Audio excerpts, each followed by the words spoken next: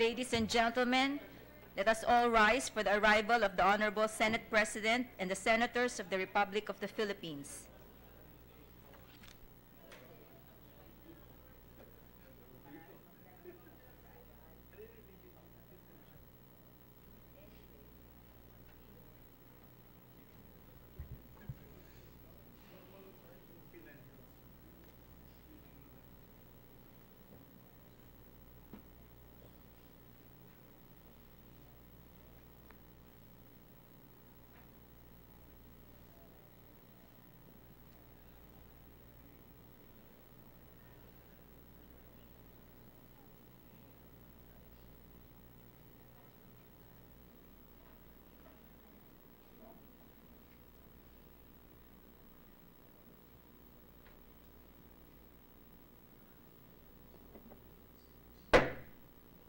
The 20th session of the Senate in the third regular session of the 17th Congress is hereby called to order. Senator Joel Villanueva will lead the chamber in prayer. Let us put ourselves in the presence of the Lord. Jeremiah 29 verse 11 says, "For I know my plans for you, plans to prosper you and not to harm you, plans to give you hope and a future." Almighty God, the creator of heavens and the earth, we come before you, humbling ourselves, for we know that without you we can do nothing. We ask for the forgiveness of our sins in words, in thoughts, and in deeds, and wash away our sins with your most precious blood shed in Calvary more than 2,000 years ago. Clothe us with your robe of righteousness, and Father God, continue to bless this august chamber. Bless every senators, every family represented in this institution. We also lift up to you our brethren affected by Super Typhoon Ompong. Some of them have lost their loved ones. Some of them have lost their homes, their livelihood, and everything. Father God, we pray that you comfort them, you encourage them, and embrace them with your immeasurable love. Also, we pray that you use each and every one of us, use this chamber to help them and use us mightily. As you said in your word, in Jeremiah 33:3, "Call unto you, and you will answer thee, and you will show us great and mighty things that thou knowest not." Bless all of us here, bless everyone here, and into your hands we commend everything. In the name that is above every name we pray, in Jesus' name, amen. Amen. The Insurance Commission Chorale will lead us in the singing of the Philippine National Anthem, and the group will also render a song entitled "Piliin Mo ang Pilipinas."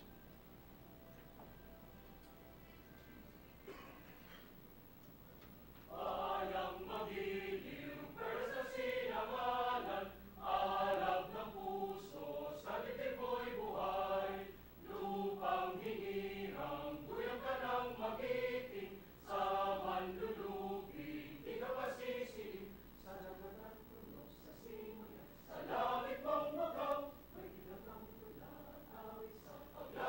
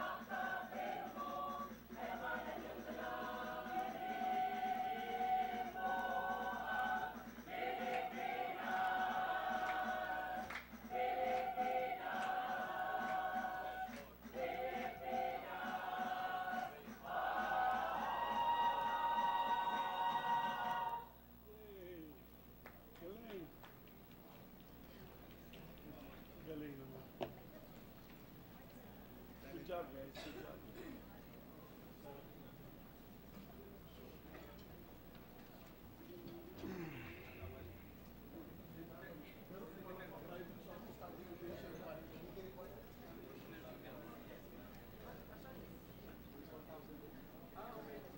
The Secretary will call the roll.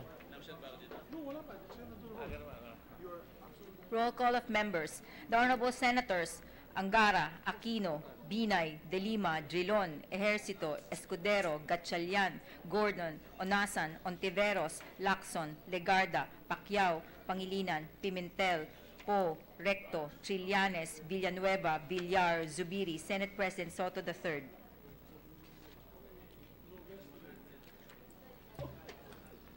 Nobody wants to see us. With 19 senators present, the chair declares the presence of a quorum. Thank you, Mr. President. Majority Leader. Mr. President, I move that we dispense with the reading of the Journal of the 19th session, Wednesday, September 12, 2018, and consider the same as approved. I so move, Mr. President. Any objection? Third reading. There being none, motion is approved. Mr. President, to take advantage of the number of colleagues that we have here on the floor, before we do the reference of business, we'll just take up some bills on third reading, Mr. President. Mr. President, I move to resume consideration of Senate Bill number 1843. I so move, Mr. President. Any objection? There being none, consideration is in order. Your tip to me last week. Mr. President, I move that we vote on third reading Senate Bill number 1843, and we'd like to also put on record these measures were distributed to all the members complying with the 3-day rule of the Constitution, Mr. President. I so move. You are pertaining to 15 House bills. They have all been transmitted Yes, under Mr. President. the 3-day rule. Yes, Mr. President. That's All an right, omnibus the motion with the is permission of the for Congress. House or Senate Bill 1843. May we ask the Secretary to read the title of the Yes, measure? the and vote on Secretary will third read the reading. title of the measure and conduct a roll call vote.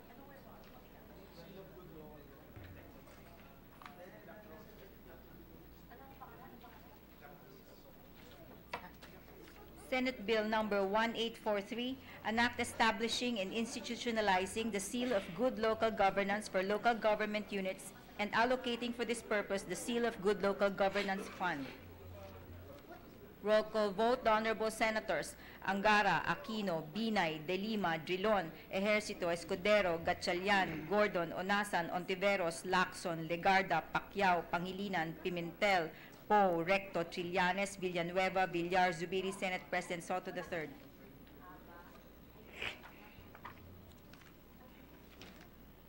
With 19 affirmative votes, no negative votes, no abstention, Senate Bill 1843 is approved on third reading. Mr. President, I move that we resume consideration on House Bill number 2483. I so move, Mr. President. Any objection? Chair hears none. Motion is approved. Mr. President, I move that we vote on third reading House Bill number 2483. I so move. Secretary will read the title of the measure and conduct a roll call vote.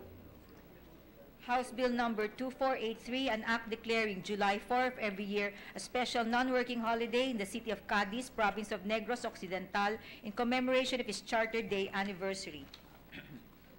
Roll call vote. The Honorable Senators Angara, Aquino, Binay, De Lima, Drilon, Ejercito, Escudero, Gatchalian, Gordon, Onasan, Ontiveros, Lacson, Legarda, Pacquiao, Pangilinan, Pimentel, Poe, Recto, Trillanes, Villanueva, Villar, Zubiri, Senate President Soto III.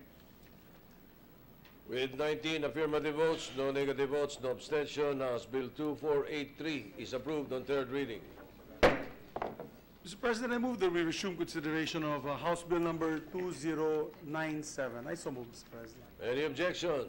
Chair hears none. Consideration of the measure is in order. Mr. President, I move that we vote on third reading House Bill number 2097. Ask Secretary to read the title and proceed with the roll call vote. Secretary will read the title and proceed with the roll call vote. House Bill Number 2097, an act declaring December 2 of every year a special non-working holiday in the city of Pasay to be known as the Foundation Day of Pasay City. Roll call vote. The Honorable Senators Angara, Aquino, Binay, De Lima, Drilon, Ejercito, Escudero, Gatchalian, Gordon, Onasan, Ontiveros, Lacson, Legarda, Pacquiao, Pangilinan, Pimentel, Poe, Recto, Trillanes, Villanueva, Villar, Zubiri, Senate President Soto III. With 19 affirmative votes, no negative votes, no abstention, House Bill 2097 is approved on third reading. Thank you, Mr. President. Mr. President, we move to resume consideration House Bill number 5172. I so move, Mr. President. Any objection? There being none, House Bill 5172's consideration is in order. Mr. President, I move that we vote on third reading House Bill number 5172. Secretary will read the title of the measure and conduct a roll call vote. House Bill Number 5172, an act declaring June 19 of every year a special non-working holiday in the whole province of Laguna in honor of the birth anniversary of our national hero, Dr. Jose P. Rizal, to be known as Araw ng Kapanganakan ni Dr. Jose P. Rizal. Roll call vote.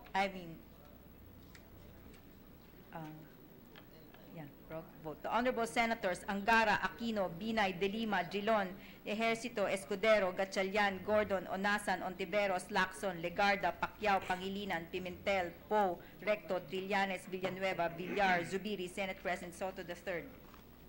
19 affirmative votes, no negative votes, no abstention, House Bill 5172 is approved on third reading. Mr. President, I move to resume consideration House Bill number 5641. I so move. Any objection? Chair hears none. Motion is approved.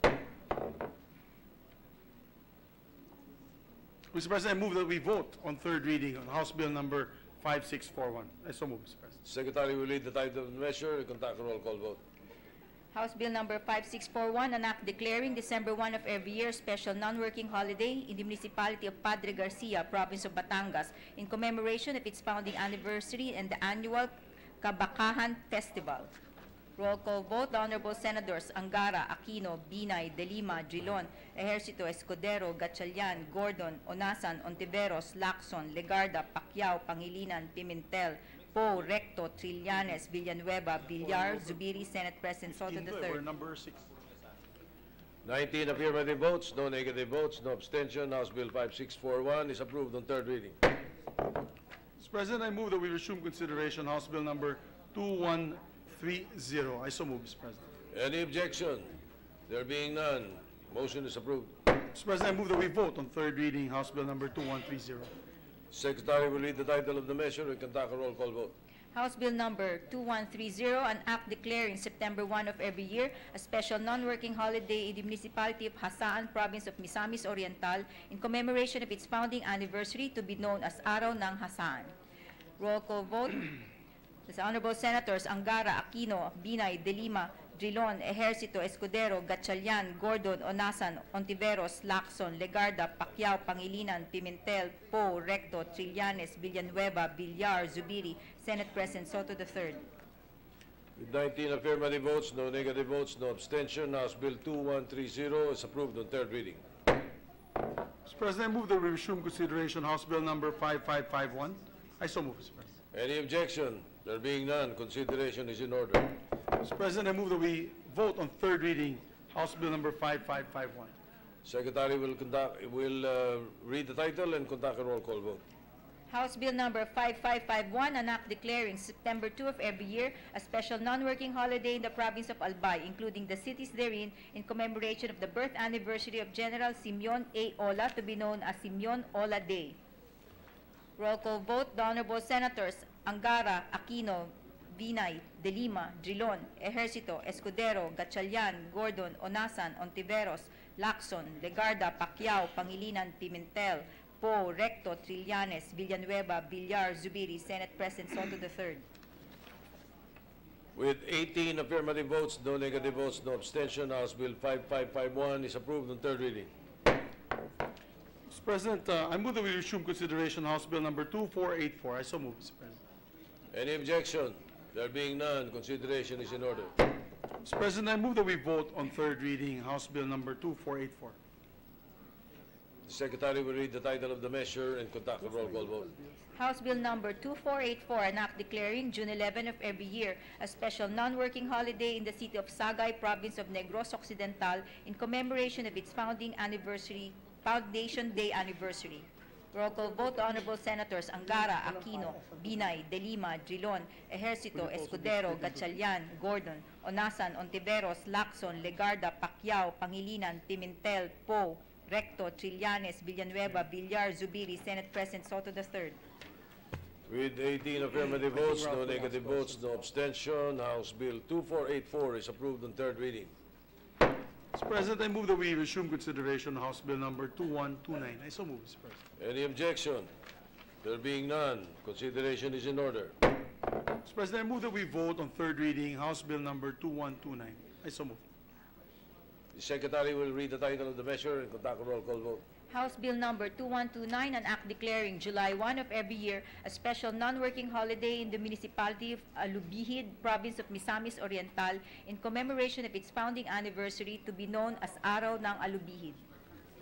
Roll call vote. The Honorable Senators Angara, Aquino, Binay, De Lima, Drilon, Ejercito, Escudero, Gatchalian, Gordon, Onasan, Ontiveros, Lacson, Legarda, Pacquiao, Pangilinan, Pimentel, Poe, Recto, Trillanes, Villanueva, Villar, Zubiri, Senate President Soto III.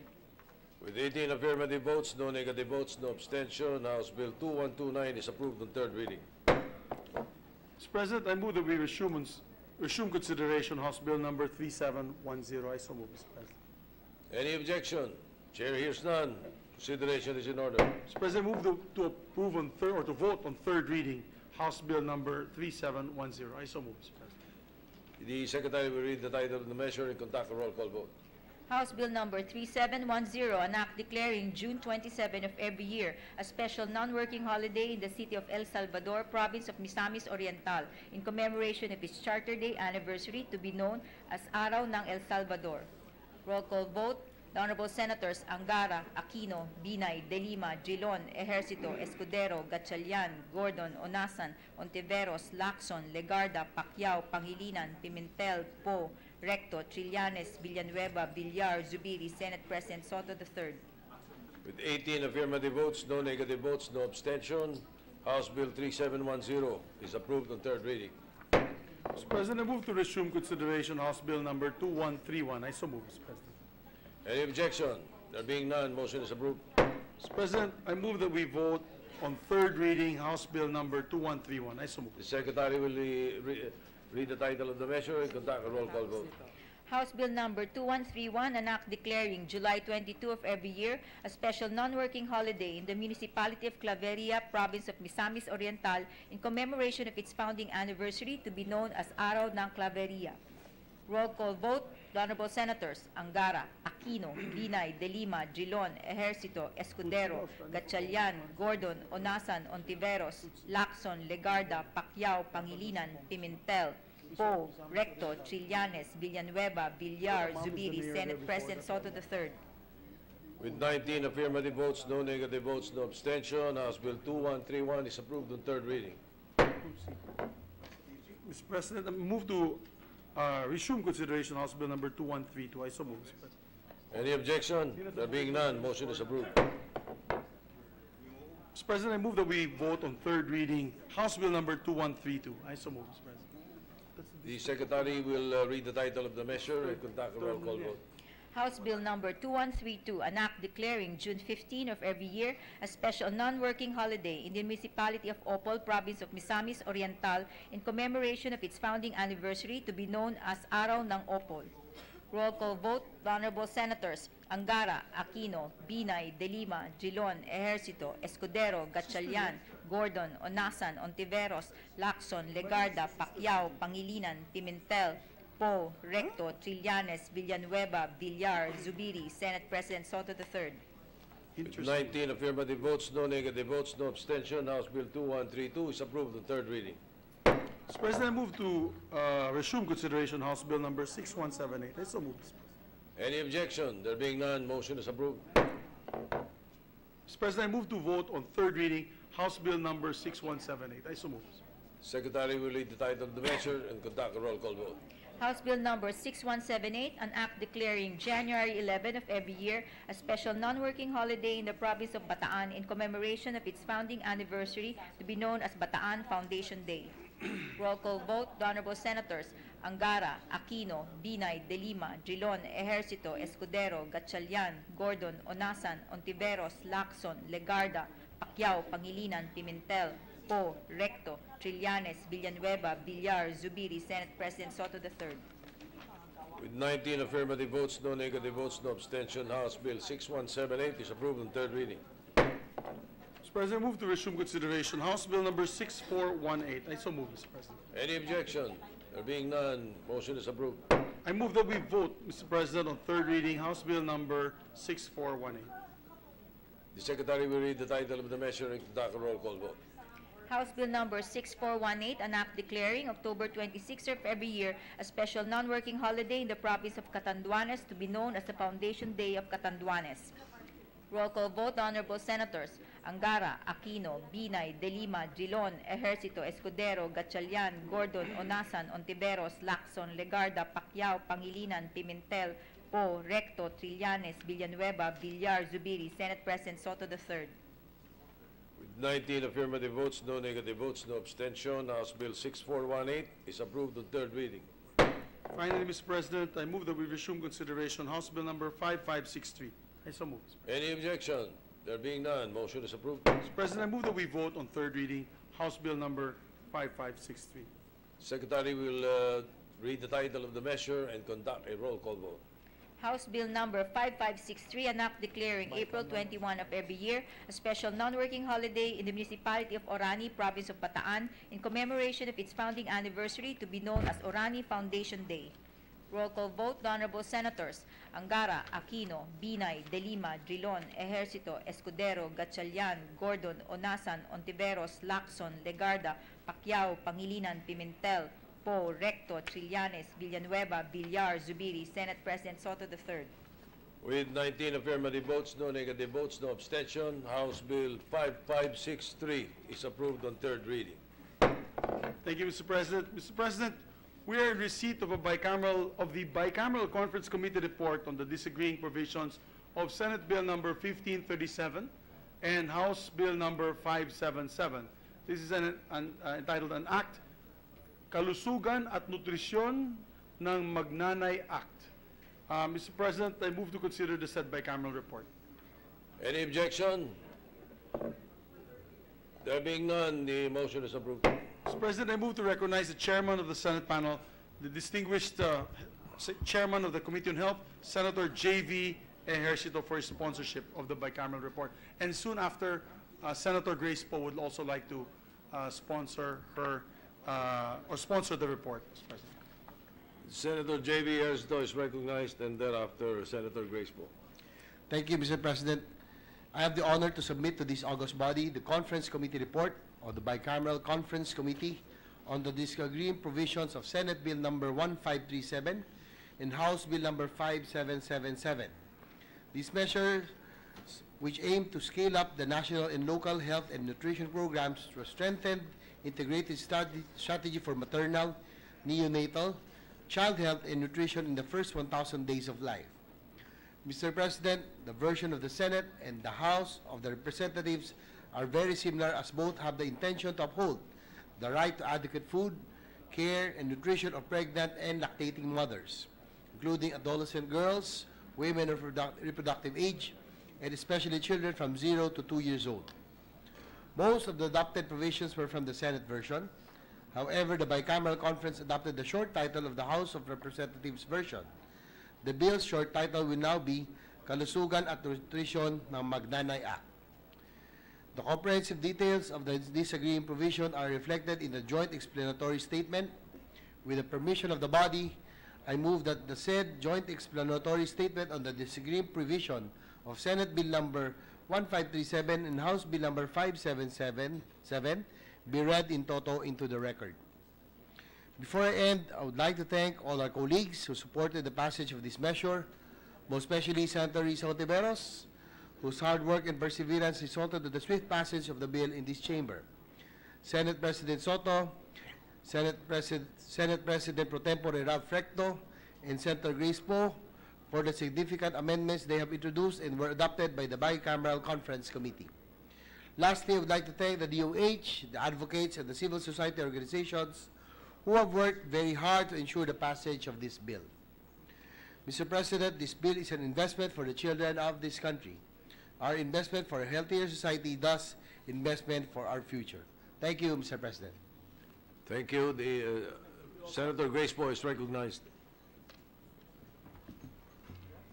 Mr. President, distinguished colleagues, first I'd like to thank the chairman of the Committee on Health for really following through on this very important measure. With the adoption of this bicameral conference report, we are one step closer to closing a major gap in our social policy, the lack of care for mothers and children in the first 1,000 days of life. This brief period of time can determine the fate of Filipino children and thus the future of our country. I need not repeat the benefits of this measure. Instead, I wish to draw our attention on the next stage of its life, funding, and implementation.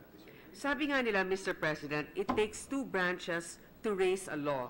Congress incubates and gives birth to new mandates, but their growth and maturity into fulfilled promises is our joint responsibility with the executive. And just like the first 1,000 days, a law's fate is shaped during its infancy, whether it is fully and faithfully implemented upon its passage or merely withers away as an unfunded mandate. Ang pruweba ng isang batas ay hindi ang pagpasa nito ng Kongreso o pagpirma ng Pangulo, kundi ang agarang pagpapatupad nito. As we speak, Mr. President, we have a library of so-called Mona Lisa laws that just lie there and die. By our last count, around 137 mandates lack funding, amounting to a deficiency of 125.2 billion pesos. Mr. President, I raise these concerns because of the massive, deep, and harmful cuts in the 2019 budget of a major implementing agency of this bill once it becomes law, the Department of Health. Maraming mga probisyon ng first 1,000 days ang nakasalalay sa DOH, ngunit ang proposed budget po ng DOH para sa 2019, kapag hindi kasama ang PhilHealth, ay 74.1 billion mula sa 109.8 billion ng kasalukuyang taon. Magkano ang tinapyas? 35.7 billion pesos. Palitan po natin ang pesos ng pounds, hindi currency kundi timbang, at ihambing natin sa timbang ng tao. Ngayong taon, butot balat na lang na 109 pounds. Tapos gagawin pa nating 74 pounds na lang ang susunod na taon. It is as if a fiscal tourniquet was applied on the DOH, constricting the flow of funds, which is the lifeblood of its programs. What are the proposed cuts in the DOH budget which would adversely impact the implementation of the bill we are about to enact? First, there is an 8.4 billion cut from the current 9.6 billion to 1.2 billion next year in the budget of the Department of Health's Health Human Resources Deployment, HHRD. Ito po yung programa na nagde-deploy ng mga health professionals tulad ng mga doktor, nurses, midwives at dentista kung saan salat sa perang pangsweldo ang mga lokal na pamahalaan. Sila rin ang mga taong mag-aaruga sa bata mula sa sinapupunan ng kanilang nanay hanggang sa kanilang pagsilang hanggang umabot sila sa 3 taong gulang. These will be the collateral damage if the budget cuts are allowed to prosper. For nurses in the chopping block are 6,775 jobs, or 2 in 5 of the 15,893 presently funded slots.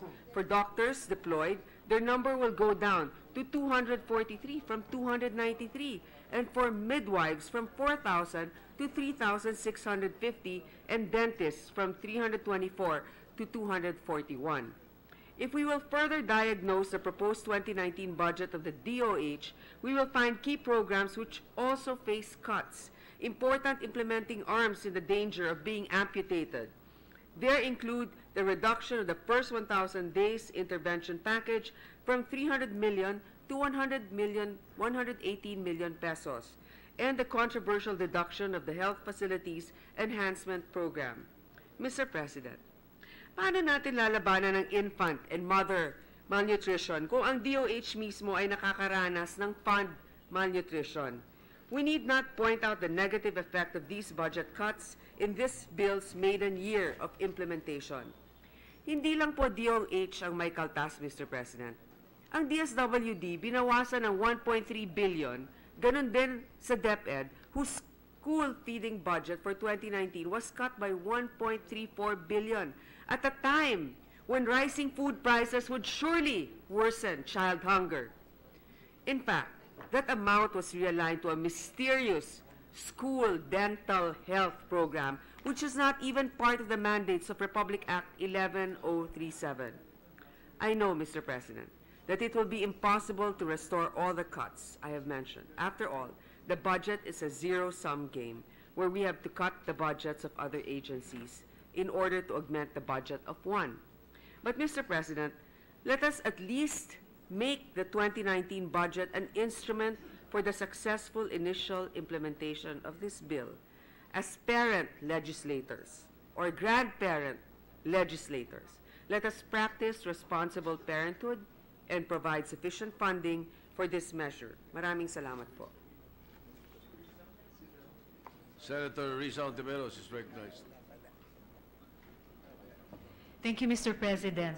Today is a day of celebration for us, health and nutrition champions, led by Senate Health Committee Chair J.V. Ejercito, as we ratify the Bicameral Conference Committee report and come closer to enacting the Kalusugan ng Magnanay Act, or an act providing for the scaling up of nutrition in the first 1,000 days of life. This measure seeks to institutionalize the policy of prioritizing resources and governmental efforts towards safeguarding health and nutrition during the first 1,000 days, which is roughly the period covered by the 9 months in the womb and the first 2 years of life. Likewise, it strengthens the mechanisms for breastfeeding promotion, even as in the time of disasters, it prevents donations of milk formula and breast milk substitutes and donations from institutions associated with these products. Indeed, it is a long overdue law, and I'm happy to have played an active role in its passage. Salamat po, Mr. President. Majority Leader. Thank you very much, Mr. President. Mr. President, I move that we proceed with the reference of business. We'd like to entertain a motion adopting the bicameral report. Oh, my apologies, Mr. President. We move to adopt the Bicameral Conference Committee report. I thought we had done that already. Yes. My apologies, Mr. President. Dami kong kausap sa I so move, Mr. President. Any objection? The chair hears none. Motion is approved. The bicameral conference committee report is hereby adopted. Thank you very much, Mr. President. I move to my previous motion that we proceed with the reference of business. Thank you, Mr. President. The secretary will proceed with the reference of business. Reference of business. Messages from the House of Representatives. Letter from the House of Representatives informing the Senate that on 11 September 2018, it adopted Senate Number 452 as an amendment to House Number 7191 entitled, An Act Regulating the Practice of the Criminology Profession in the Philippines and Appropriating Funds Therefore, Repealing for the Purpose Republic Act Number 6506, otherwise known as an act creating the Board of Examiners for criminologists in the Philippines and for other purposes. To the archives. Letter from the House of Representatives informing the Senate that on 12 September 2018, it rescinded its approval on third reading of House Number 7436 entitled An Act Abolishing the Road Board and Providing for the Distribution and Management of the Motor Vehicle Users Charge Collections, amending for the purpose Republic Act Number 8794 entitled An Act Imposing a Motor Vehicle Users Charge on Owners of All Types of Motor Vehicles and for other purposes. Referred to the Committee on Rules. Bills on first reading. Senate number 2003 entitled An Act Further Amending Republic Act number 8436 as amended by Republic Act number 9369 and other related election laws and for other purposes, introduced by Senator Richard J. Gordon. Referred to the Committee on Electoral Reforms and People's Participation. Senate number 2004 entitled An Act Officially Creating the Municipality of Mangudadatu in the Province of Maguindanao, introduced by Senator Sani Angara. Referred to the Committee on Rules. Senate number 2005 entitled An Act Officially Creating the Municipality of Pandak in the Province of Maguindanao, introduced by Senator Sani Angara. To the Committee on Rules. Resolutions. PS Resolution number 890 entitled Resolution Urging the Senate Committee on Public Order and Dangerous Drugs to conduct an inquiry in aid of legislation into the renewed surge of killings of minors and other youth that resulted from police operations, as in the anomalous death of Joshua Laksamana, in order to reevaluate and enforce the rules of engagement of the Philippine National Police, PNP, and to establish efficient avenues for giving assistance to families of victims, introduced by Senator Grace Poe. Referred to the Committees on Public Order, Women, and Women. PS Resolution number 891 entitled Resolution Directing the Senate Committee on Labor, Employment, and Human Resources Development to conduct an inquiry in aid of legislation on the feasibility of institutionalizing a 4-day compressed work week in the country, to study the costs and benefits of these proposals and to ensure that such would neither impinge upon the rights of workers nor impose unnecessary cost on business and capital, introduced by Senator Grace Poe. To the Committee on Labor, Employment, and Human Resources Development. PS Resolution number 892 entitled Resolution Directing the Proper Senate Committees to conduct an inquiry in aid of legislation on the status of the Flood Management Master Plan with the end in view of providing relief to highly flooded areas in major thoroughfares of the capital affected by floods, introduced by Senator Maria Lourdes Nancy S. Binay. To the Committee on Public Works. PS Resolution number 893 entitled Resolution Directing the Proper Senate Committees to conduct an inquiry in aid of legislation on the report that maternal health care remains a challenge in areas affected by the Marawi siege, introduced by Senator Maria Lourdes Nancy S. Binay. Referred to the Committees on Health and Women. PS Resolution number 894 entitled Resolution Directing the Appropriate Senate Committee to conduct an inquiry in aid of legislation on the worsening port congestion at the Port of Manila, introduced by Senator Aquilino Coco Pimentel III. To the Committee on Public Services. PS Resolution number 895 entitled Resolution Directing the Appropriate Senate Committee to conduct an inquiry in aid of legislation on the proliferation of investment scams with the end in view of ensuring strict enforcement of the law against fraudulent activities, protecting our people from scams, and promoting a safe investment environment in the country, introduced by Senator Joseph Victor Ejercito. Referred to the Committees on Trade and Committee on Banks. Committee Report. Committee Report number 441, submitted by the Committee on Labor, Employment, and Human Resources Development on Senate number 1614, introduced by Senator Joel Villanueva, entitled An Act Increasing the Service Incentive Leave of Employees, amending for the purpose Article 95 of Presidential Decree number 442 as amended, otherwise known as the Labor Code of the Philippines, recommending its approval with amendments, sponsor Senator Joel Villanueva. To the calendar for ordinary business. Majority Leader. Thank you, Mr. President. Mr. President, with the permission of the body, I move to transfer from the calendar of ordinary business to the calendar for special orders. Committee Report number 440 under Senate Bill number 1998. I so move, Mr. President. Any objection? There being none, motion is approved. Mr. President, with the permission of the body, I move that we consider Senate Bill number 1998. Any objection? There being none, consideration is in order. Will we ask the Secretary to read the title of the The measure? Secretary will read the title of the measure. Senate Bill number 1998, an act replacing the quantitative import restrictions on rice with tariffs, lifting the quantitative export restrictions on rice, and creating the Rice Competitiveness Enhancement Fund, amending for the purpose Republic Act number 8178 as amended by Republic Act number 9496 and as further amended by Republic Act number 10848 and for other purposes. Mr. President, to sponsor the measure, may we ask the Chair of the Committee on Agriculture, the distinguished member, distinguished chairman of the committee, Congresswoman Senator Cynthia Villar. The distinguished lady from Las Piñas, Senator Cynthia Villar, is recognized. Okay.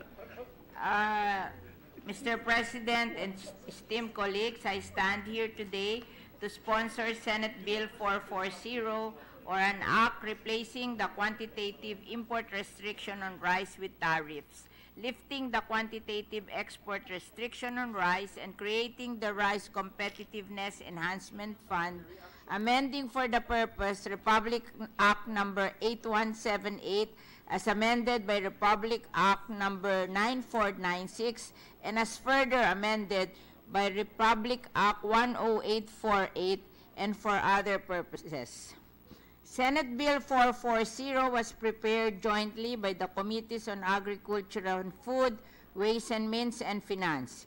It is in substitution of Senate Bill 1476, 1689, 1839, taking into consideration proposed Senate Resolution numbers 143, 146, and House Bill number 7735, with Senators Ralph Recto, Laila de Lima, Joel Villanueva, Risa Hontiveros, Grace Poe, Sherwin Gatchalian, and Cynthia Villar as authors thereof.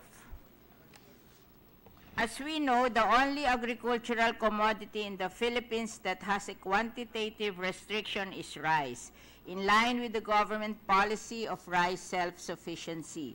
The QR allows the government to limit the volume of rice that could be imported by the country each year in order to protect local rice producers from cheap rice imports.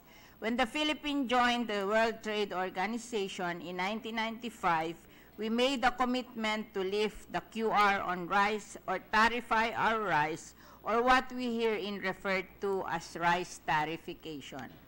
The Philippines established a tariffication system in 1996 through Republic Act 8178, otherwise known as the Agricultural Tariffication Act, when we opened up our agricultural market to WTO member countries, through which all QR on agricultural products were converted into tariffs, that is, except rice.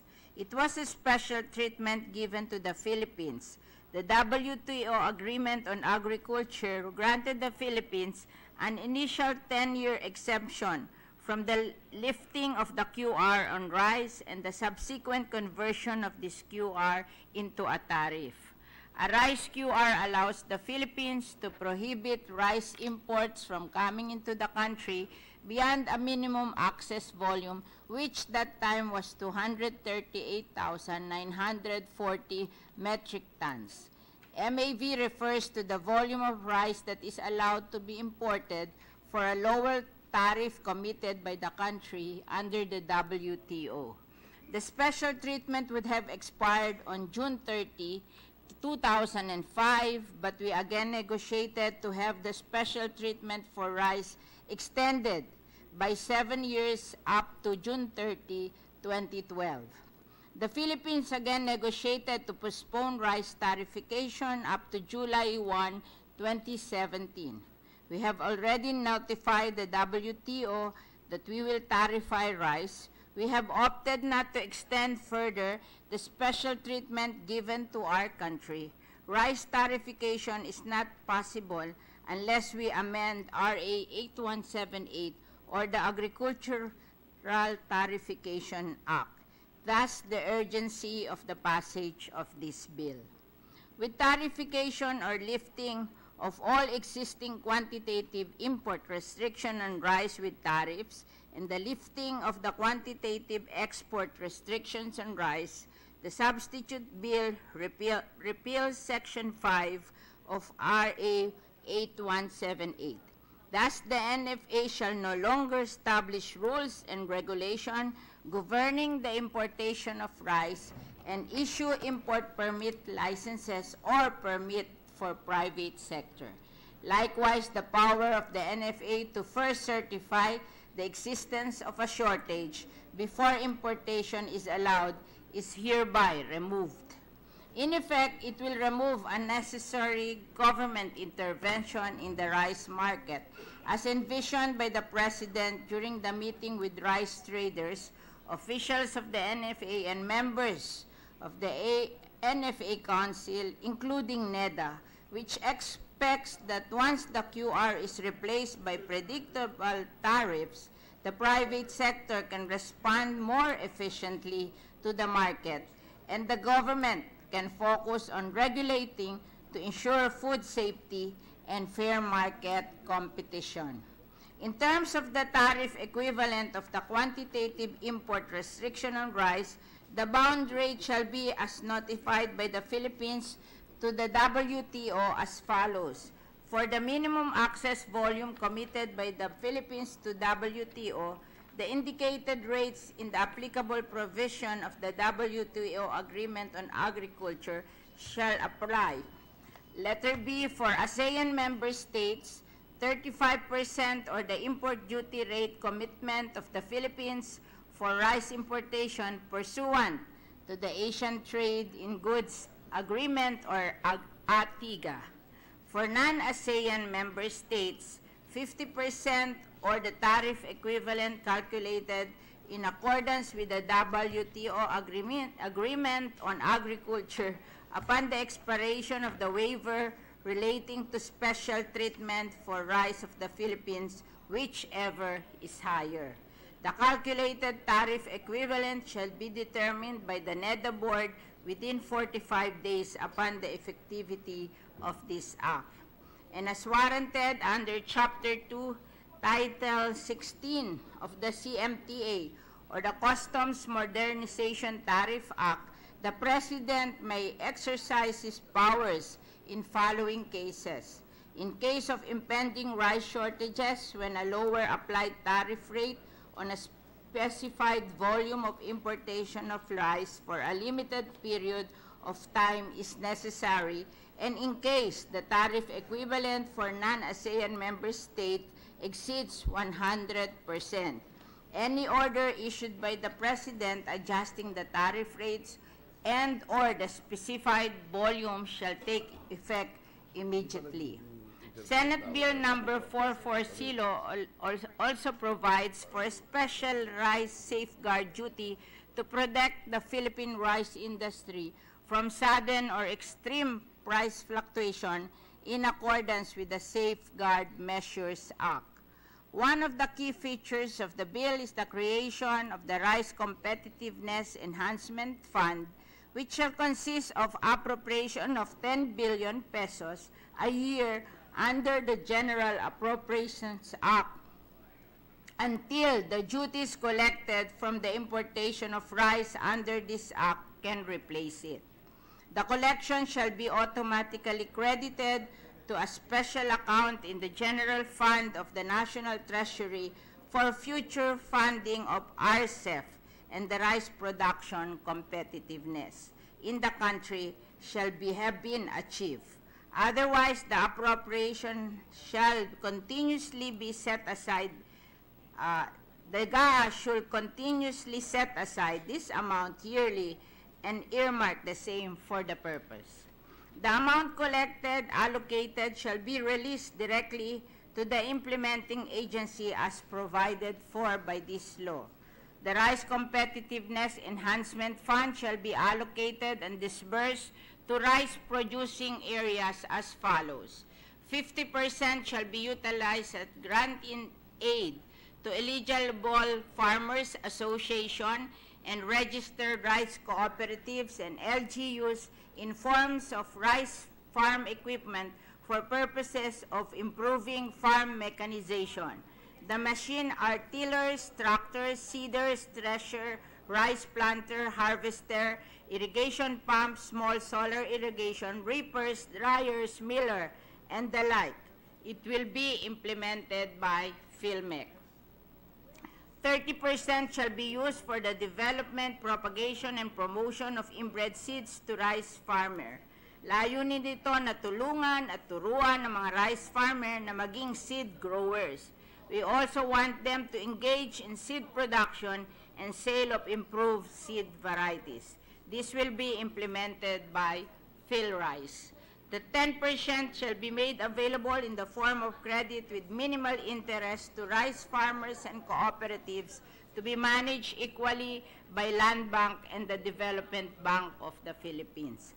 Another 10% of the fund shall be for the extension services divided between PhilMec, PhilRice, Agricultural Training Institute, and TESDA to teach schools on rice crop production, modern rice farming techniques, seed production, farm mechanization, and knowledge technology through farm schools nationwide.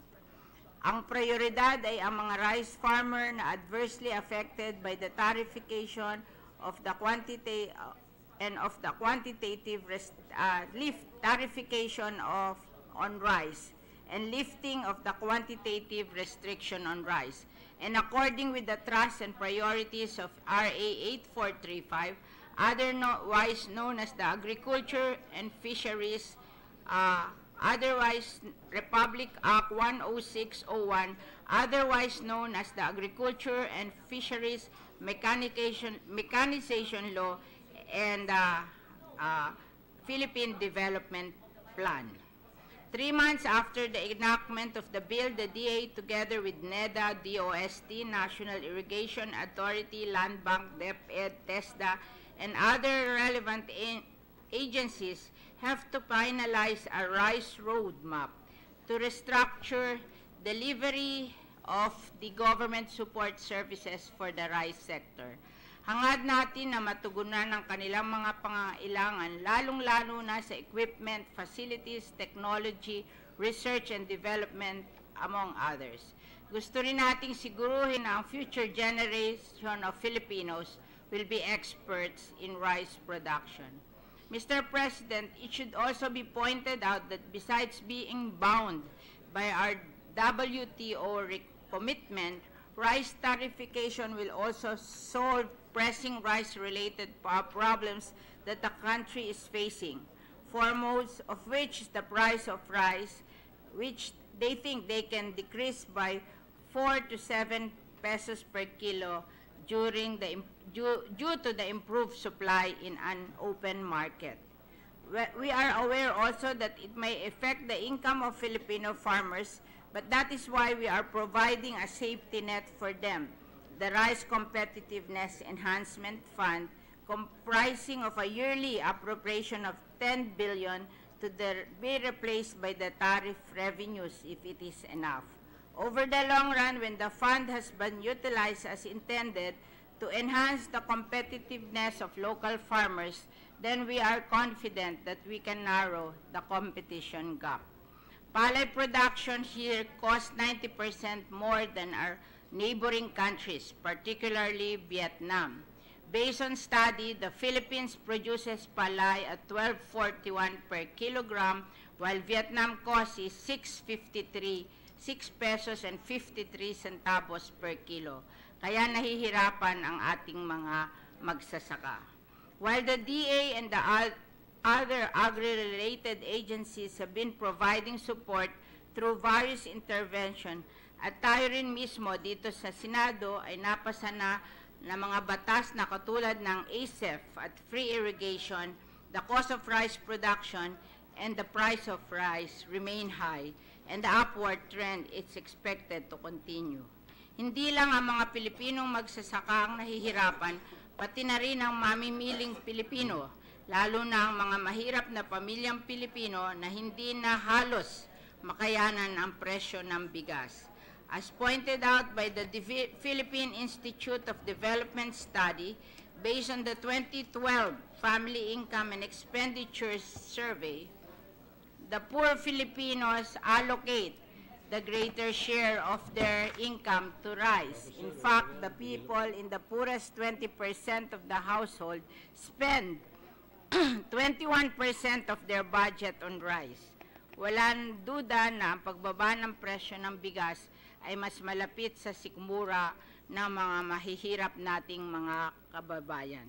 Talagang napapanahon na para maisakatuparan na natin ang rice tariffication, hindi lang dahil sa ating commitment sa WTO, lalong-lalo na dahil sa malulutas nito ang marami sa ating mga kinahaharap na problema sa supply at presyo ng bigas. It cannot be overemphasized that besides being an agricultural country, the Philippines is a rice-eating nation. It is incumbent upon us to do right with rice para naman makapag-unri-rice pa rin ang ating mga kababayan. With that, Mr. President, I seek the urgent approval of Senate Bill 440. Okay, thank you very much, Mr. President. You mean Senate Bill 1998 under Committee Report 440? Yes, I believe that that's what she meant, Mr. President. All right, Senate thank Bill you. 1998. Mr. President, Senator Ralph Recto had asked me to put on record that he will give his co-sponsorship speech tomorrow, sir, on the same measure. We will place that on record. And I believe Senator Joel Villanueva would like to manifest as well that he will also insert to the records his co-sponsorship speech. All right. We will place that on record. Thank you, Mr. President. Mr. President, I move to suspend consideration on Senate Bill number 1998. I so move, Mr. President. Any objection? Chair hears none. Consideration of 1998 is hereby suspended. Mr. President, we'd just like to recognize here with us in the gallery these grade 11 or 11th grade students of Jose Rizal University. They are here on the right side of the gallery, headed by Ms. Hannah Costas, their head teacher. Thank you, Mr. President. Welcome to the Jose Rizal students. Mr. President, I move to resume consideration Senate Bill number 1574. I so move, Mr. President. Any objection? There being none, consideration is in order. Mr. President, the status of the measures were in the period of amendments. This is an act establishing the Philippine Energy Research and Policy Institute. May we recognize Senator Sherwin Gatchalian for the amendments, and we move to open the period of amendments, Mr. President. Any objection? There being none, motion is approved. Senator Sherwin Gatchalian is recognized. Thank you, Mr. President. It's committee amendments.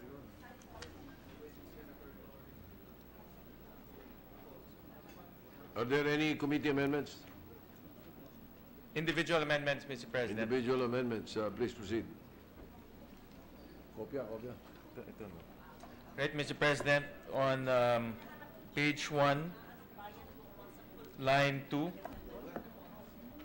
replace 2017 with 2018. I so move, Mr. President. Any objection? There being none, amendment is adopted. On page 2, line 1, delete the word Diliman. I so move, Mr. President. Any objection? Chair hears none, amendment is adopted. Still on page 2, line 2, after the period, insert the sentence, the institute shall be under the office of the UP President. I so move, Mr. President.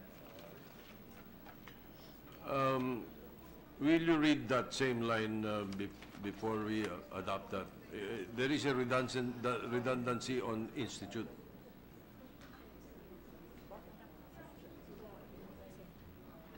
If your insertion, if your amendment is after institute, then it is a redundancy.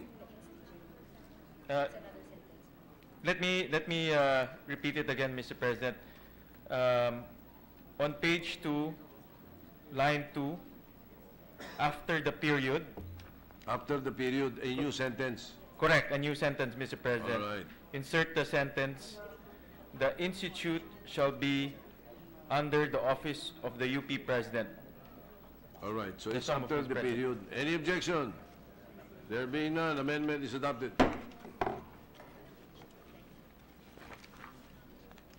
On page 3, line 15, between the words "the" and "advisory," insert the phrase "UP President, comma, upon recommendation of the." I so move, Mr. President. Any objection? Chair hears none, amendment is adopted. On the same page and line, insert a comma after the word council. I so move, Mr. President. Any objection? There being none, amendment is adopted. Still on the same page, line 16, insert a comma after the word institute. I so Any objection? There being none, amendment is adopted. okay.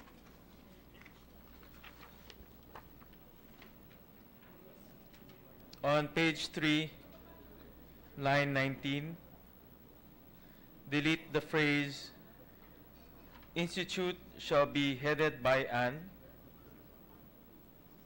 Still Again, sorry. on page 3, Yes, line 19. line 19, delete the phrase "institute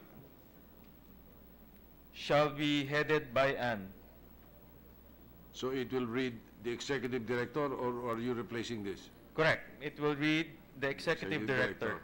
Any objection? There being none, amendment is adopted. Still on page 3, line 20, replace the phrase "who shall report directly to the advisory council" with the phrase "shall head the institute and shall report to the UP President." I so move, Mr. President. Any objection? There being none, amendment is adopted. Still on page 3, on lines 21 to 23, replace the sentence "institute shall be supported by a management committee and research fellows in carrying out its functions" with the sentence "institute's research and policy direction and priorities shall be determined by an advisory council and implemented by an executive director." I so move, Mr. President. Any objection? Amendment is adopted. On page 3, line 25, between the words "development" and "end," insert the phrase "with at least 3 years experience in energy." I so move, Mr. President. Any objection? There being none, amendment is adopted. On page 3, line 26, replace the words "Board of Regents." Again, sorry. On page 3, line 26, replace the words "Board of Regents" with the word "President." I so move, Mr. President. Any objection? There being none, amendment is adopted. Ito UP President to eh. Okay. On page 3, line 27, replace the word "President" with the words "Advisory Council." I so move, Mr. President. Any objection? There being none, amendment is adopted.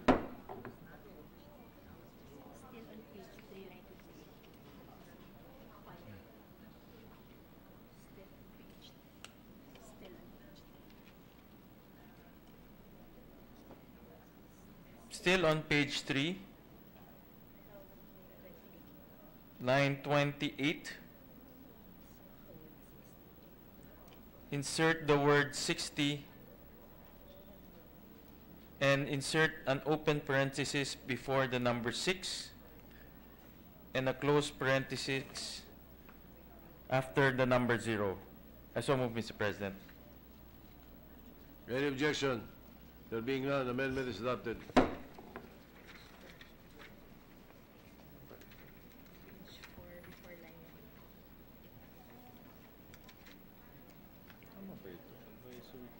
Yes, sir. The Advisory Council, so the UP President shall appoint Executive Director of Arbitration of the Advisory Council in 60 days. You merely placed an open and a closed parenthesis. You're not going to write the words? We're going to write the word 60, sir.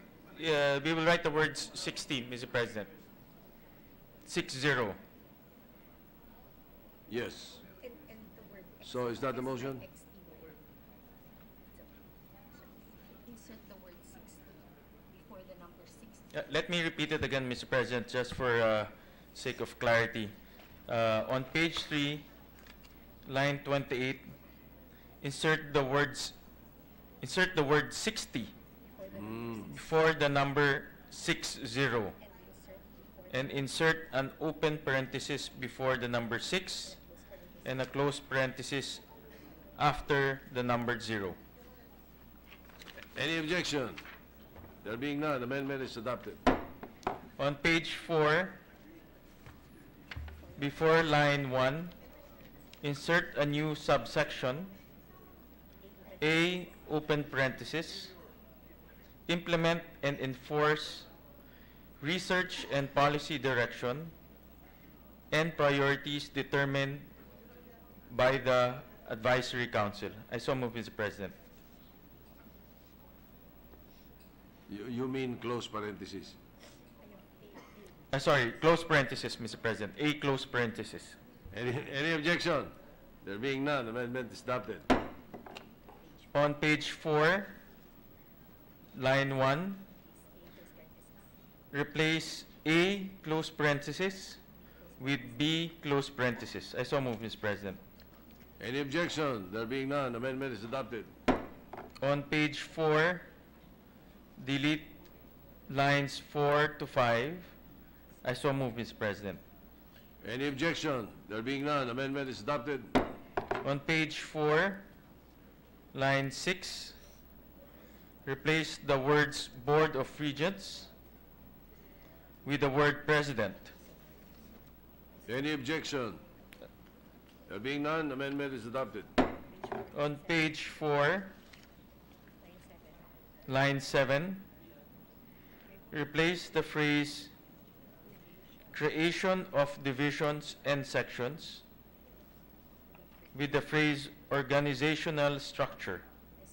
I so move, Mr. President. Any objection? There being none, amendment is adopted. Still on page 4, line 8, delete the word plan before the word of and delete the word its after the word of. I so move, Mr. President. Any objection? Amendment is adopted. In the next line, line 9, after the word employees, insert the phrase subject to section 11 of this act. I so move, Mr. President. Any objection? There being none, amendment is adopted. And page 4, line 10, replace the phrase Board of Regents with the word President. Any objection? Amendment is adopted. On page 4, lines 11 to 12, delete the phrase the Management Committee members. I so move, Mr. President.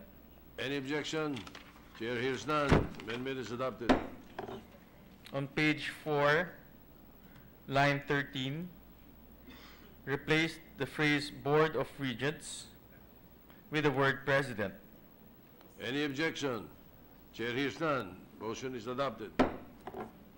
On the same page, page 4, between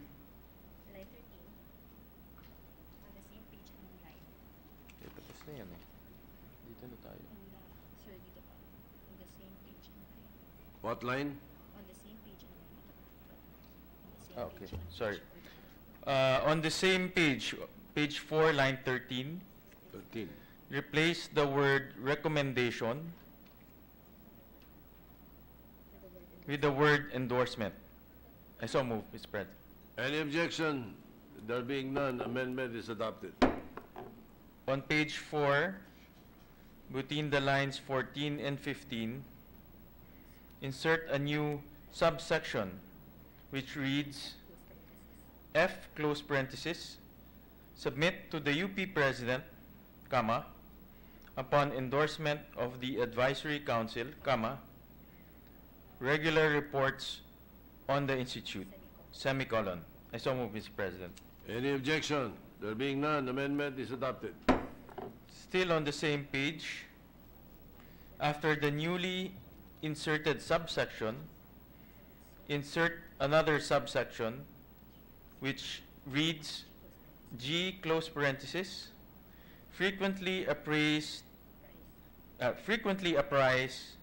the Advisory Council on the programs and projects of the Institute, semicolon. Any objection? There being none, amendment is adopted. And I move to reletter the succeeding subsection respectively, Mr. President. Any objection? There being none, amendment is adopted. On page 4, lines 15 to 16, replace the phrase Advisory Council with the phrase UP President. I so move, Mr. President. Any objection? There being none, amendment is adopted. On page 4, line 18, before the word advisory, insert the phrase UP President, comma, upon recommendation of the. Any objection? There being none, amendment is adopted. On page 4, line 19, after the word council, insert the phrase and in accordance with the objectives of this act. I so move, Mr. President. Any objection? There being none, amendment is adopted.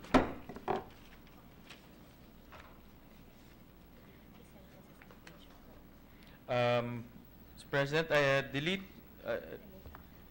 I move to delete the sentences on page 4, line 22, starting with the words the following, until page 5, line 2, ending with the words 2 years. I so move, Mr. President. Any objection? There being none, amendment is adopted. On page 4, line 22, after the words composed of, insert sentences, the word 6, open parenthesis, number 6, close parenthesis, representatives with at least one, open parenthesis, number 1, close parenthesis, representative each from the fields of engineering, law, law, science, statistics, economics, and public health, either from the academe or the private sector, period.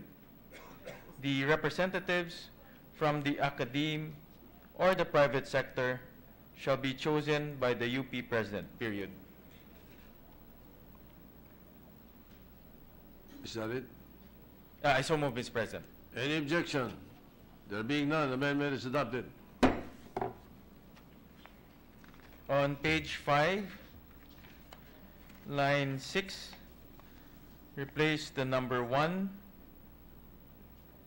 with A, close parenthesis. I so move, Mr. President. Any objection? There being none, amendment is adopted. On page 5, line 8, replace the number 2 with B, close parenthesis. I so move, Mr. President. Any objection? There being none, amendment is adopted. On page 5, line 11, replace the number 3 with C, close parenthesis. Are you going to do this until number 10? No, Mr. President. Only, that is the last one, Mr. President. All right. Any objection? There being none, amendment is adopted. On page 5, delete lines 14 to 16. I so move, Mr. President. Any objection? Amendment is adopted. On page 5, before line 17, replace 5 with D, close parenthesis. I so move, Mr. President. Any objection? There being none, amendment is adopted. On page 5, line 17, replace the phrase Board of Regents with the word President. Any objection? Amendment is adopted. On the same page and line, replace the phrase recommended divisions and sections of the Institute, including the position, classification, and compensation plans of its employees, with the phrase organizational structure of the Institute, including position, classification, and compensation of employees subject to Section 11 of this Act, in coordination with the Department of Budget and Management, semicolon. I so move, Mr. President. Any objection? Chair hears none. Amendment is adopted. On page 5, line 20, replace the number 6 with E, close parenthesis. Any objection? There being none, amendment is adopted. On the same page, page 5, lines 20 to 21. Sorry, Mr. President. On page 5, line 20, replace the phrase Board of Regents with the word President. Any objection? Chair hears none. Amendment is adopted. On page 5, lines 20 to 21, replace the phrase recommended management committee members with the phrase appointment of. I so move, Mr. President. Any objection? There being none, amendment is adopted. On page 5, line 23, replace 7 with F, close parenthesis. Any objection? There being none, amendment is adopted. On the same page and line, replace the phrase Board of Regents with the word President. Any objection? There being none, amendment is adopted. On page 5, lines 23 to 24, delete the phrase as recommended by the Executive Director. I so move, Mr. President. Any objection? There being none, amendment is adopted. On page 5, line 25, replace 8 with G, close parenthesis. I so move, Mr. President. Any objection? Chair hears none, amendment is adopted. On page 5, line 29, replace 9 with H, close parenthesis. Any objection? There being none, amendment is adopted. On page 5, lines 29 to 30, replace the phrase all the activities and operations of the Institute as implemented by the Executive Director with the phrase the programs and projects undertaken by the Executive Director to implement and enforce research and policy direction and priorities. I so move, Mr. President. Any objection?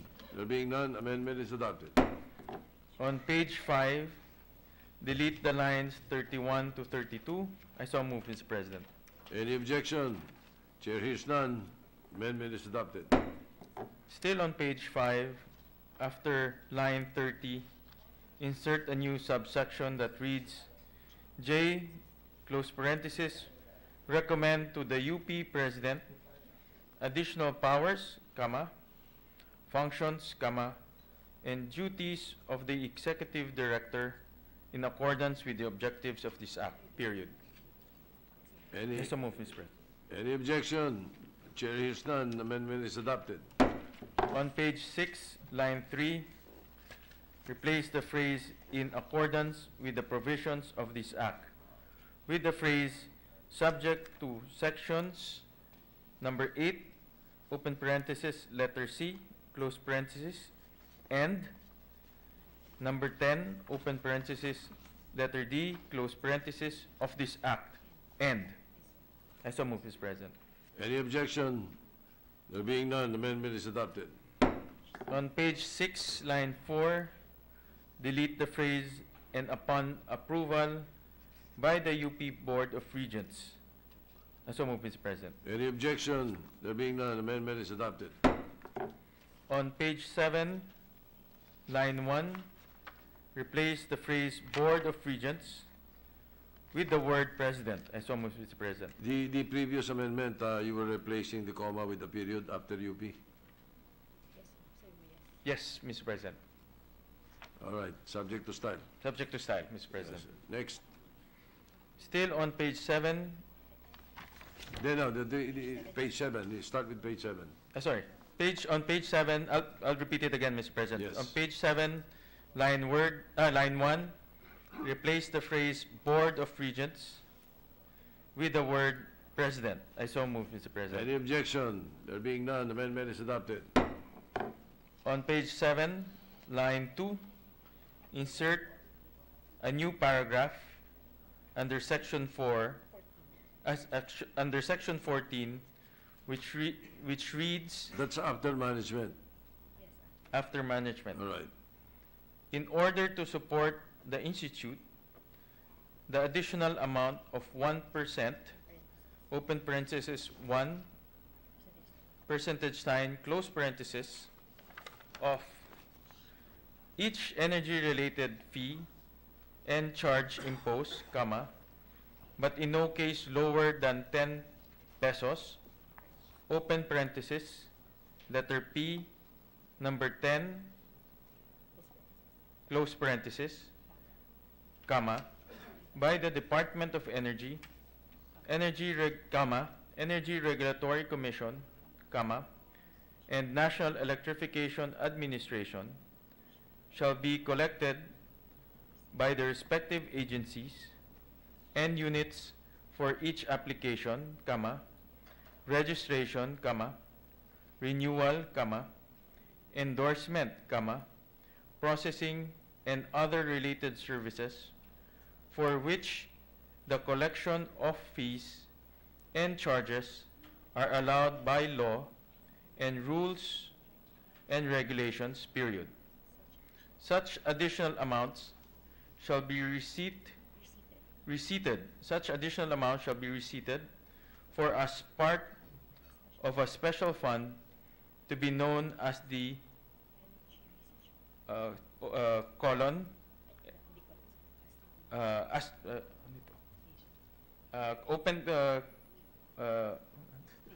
open quotation mark, Energy Research Fund, close quotation, comma, and shall, comma, upon collection, comma, be immediately remitted to the University of the Philippines and deposited in a separate account in any authorized government depository bank in the name of the National Treasurer as ex officio Treasurer of the University of the Philippines. I so move, Mr. President.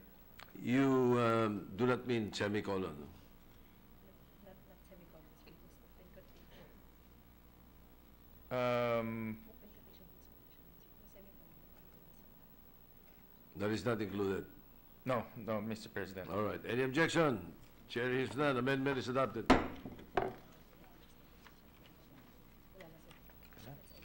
That's it, Mr. President. Thank you for your kind indulgence, Mr. President.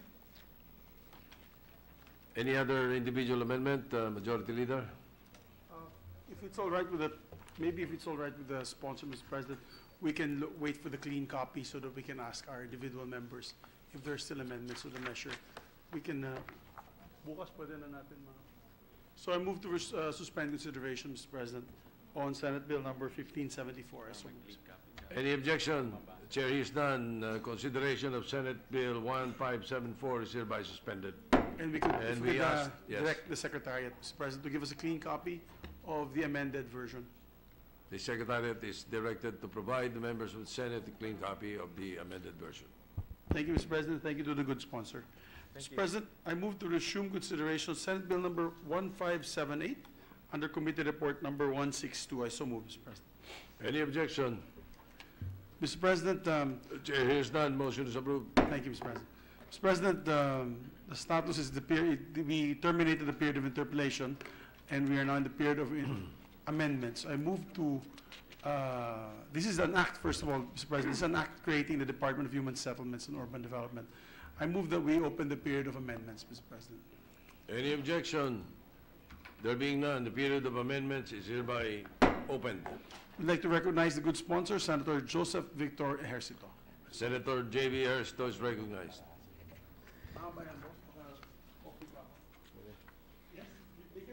Thank you, Mr. President.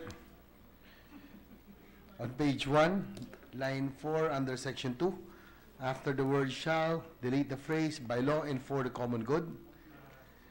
And on the same page, line 5, between the words of and housing, insert the phrase resilient and sustainable.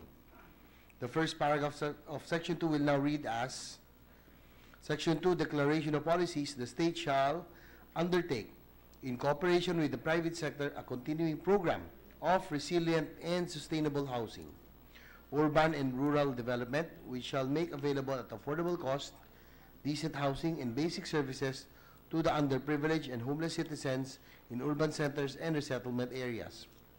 In the implementation of such program, the state shall respect the rights of all property owners. I so move, Mr. President. Any objection? The chair hears none. Amendment is adopted. Likewise, on page 2, lines 20 to 22, under section 3, definition of terms, delete the whole subsection A that defines the word attachment and replace it with subsection A, abandoned subdivision or condominium, refers to a project whose development has not been completed in accordance with the approved development plan despite the lapse of at least 10 years from the target date of completion, and it appears that said project owner or developer has no intention to complete the project development, or despite diligent effort of at least the last 5 years, the project owner or developer cannot be located. I so move, Mr. President. Any objection? There being none, amendment is adopted. On page 4, line 4, insert a new subsection that will define the term unsound real estate business practice. Thus, subsection F, unsound real estate business practice refers to acts or schemes perpetrated by real estate project owners, developers, or sellers which, while not in violation of the law, circumvent the law or results in unwarranted prejudice to or tend defraud buyers, such as but not limited to the following. Number 1, imposition of unconscionable interest rates on in-house financing and non-disclosure of the entire payment plan to the buyer. Number 2, charging unconscionable penalties on overdue payments. Number 3, exaggerated advertisements that border on deceit. Number 4, failure to provide the buyer a copy of the contract to sell at the inception of the transaction. Number 5, unjustified delay in providing the documents required from its end for the buyer's housing loan. Number 6, demanding payment of monthly amortization in the absence of a signed contract to sell or despite the approval of the buyer's housing loan. Or number 7, refusal of the homeowners association organized, registered, and still administered by the project owner or developer to allow all lot or unit owners to participate in elections or to turn over management and administration of the common areas to the duly organized and registered homeowners association. Renumber the succeeding subsections accordingly. I so move, Mr. President.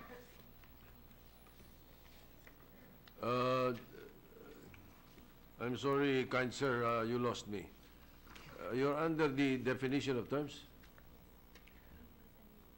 Yes, Mr. President, we are introducing a new term. On page, The minority leader is recognized. I think he is lost also. Yes, you know, I thought that I just didn't have a copy of a written amendment, of the written amendments. Apparently, there is none that exists, and given the extensive nature of the amendments being proposed, may we request the good sponsor to provide the chamber with a written amendment, which is in accordance with our rules. Yes, and not only the minority leader, also the presiding officer and the other members, please, so that we can follow. And as I said, I was a bit lost because I thought we were in the definition of terms, but what I heard was a different proposal. So, with the permission of the distinguished gentleman from San Juan, the chair declares a few minutes of recess.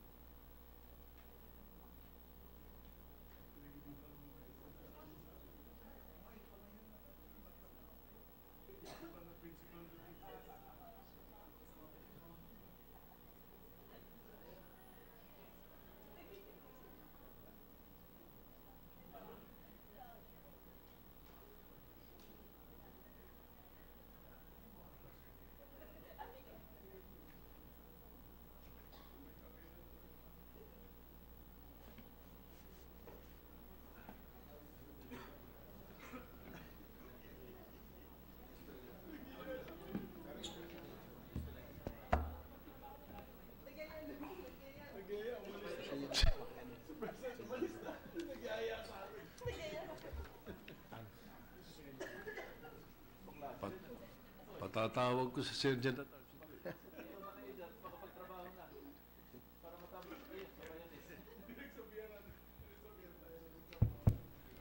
Session is resumed.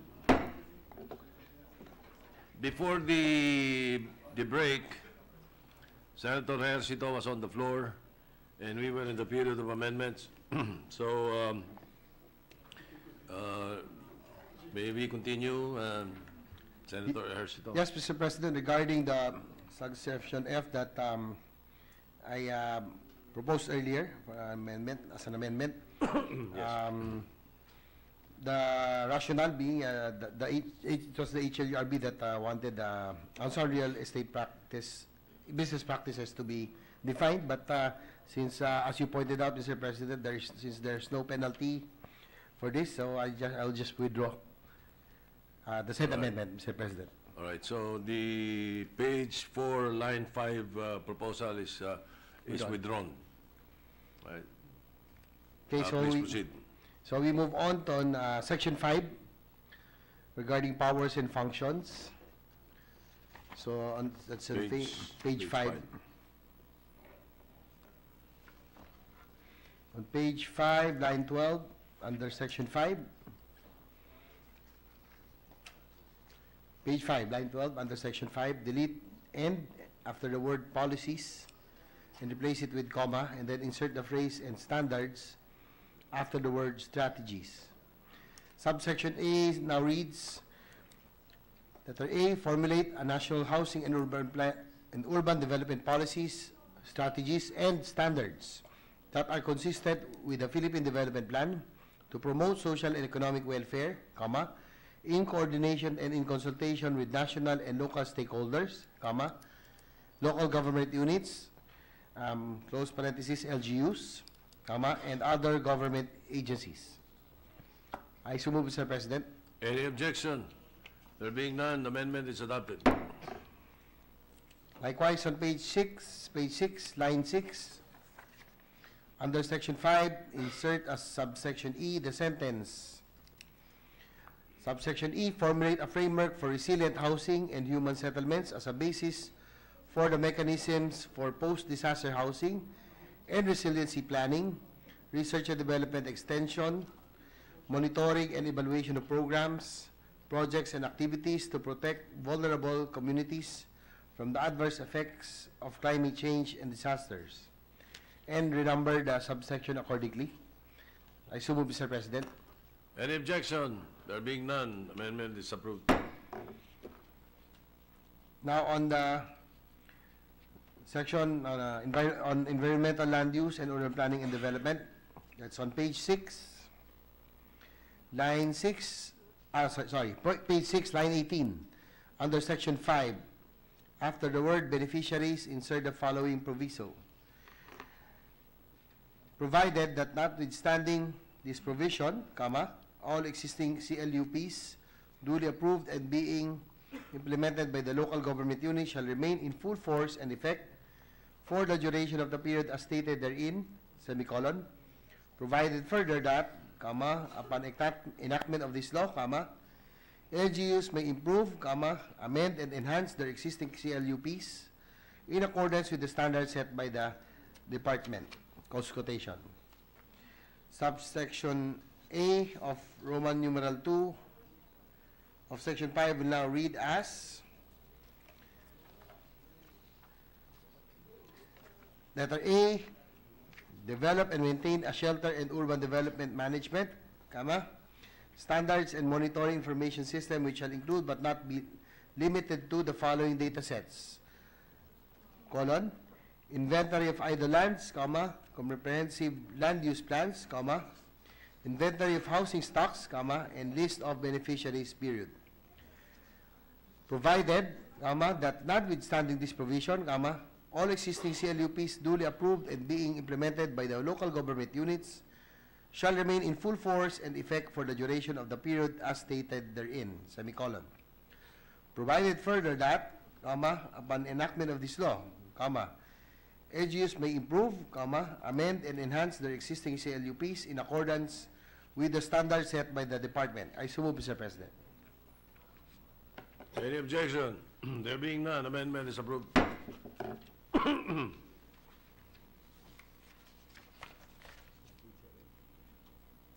On page 7, line 10.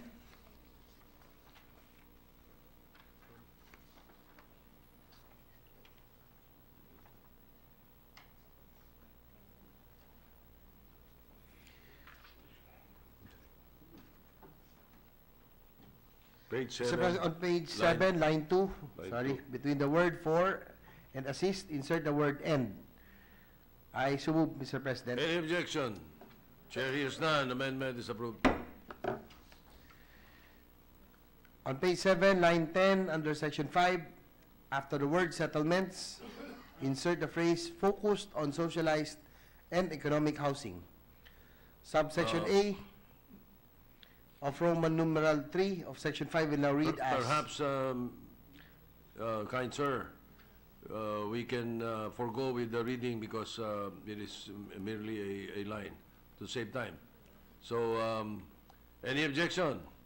There being none, amendment is approved. Okay, next, subsection... Page 7, line 15. Page 7, line 15, under section 5, after the word proclaimed, insert the phrase socialized and economic. I so move, Mr. President. Any objection? There being none, amendment is approved.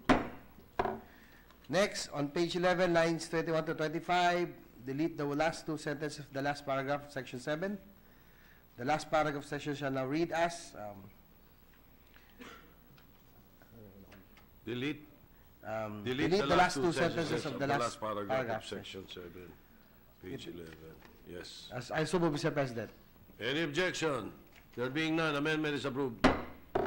And on page 12, line 2, on the title of section 8, after the word under secretaries, insert the phrase and assistant secretaries.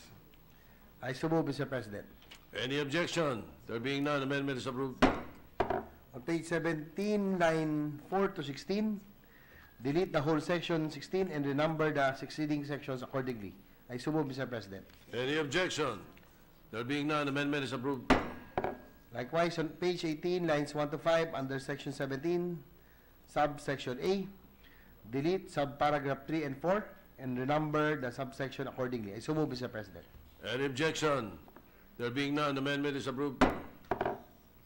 On page 18, lines 13 to 16, under section 17, subsection B, delete subparagraph 1 and renumber the subsection accordingly. I so move, Mr. President. Any objection? There being none, amendment is approved.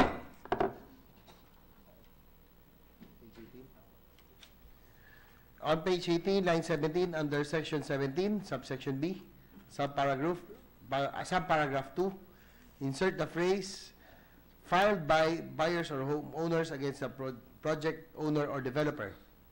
I so move, Mr. President. Any objection? Chair hears none, amendment is approved.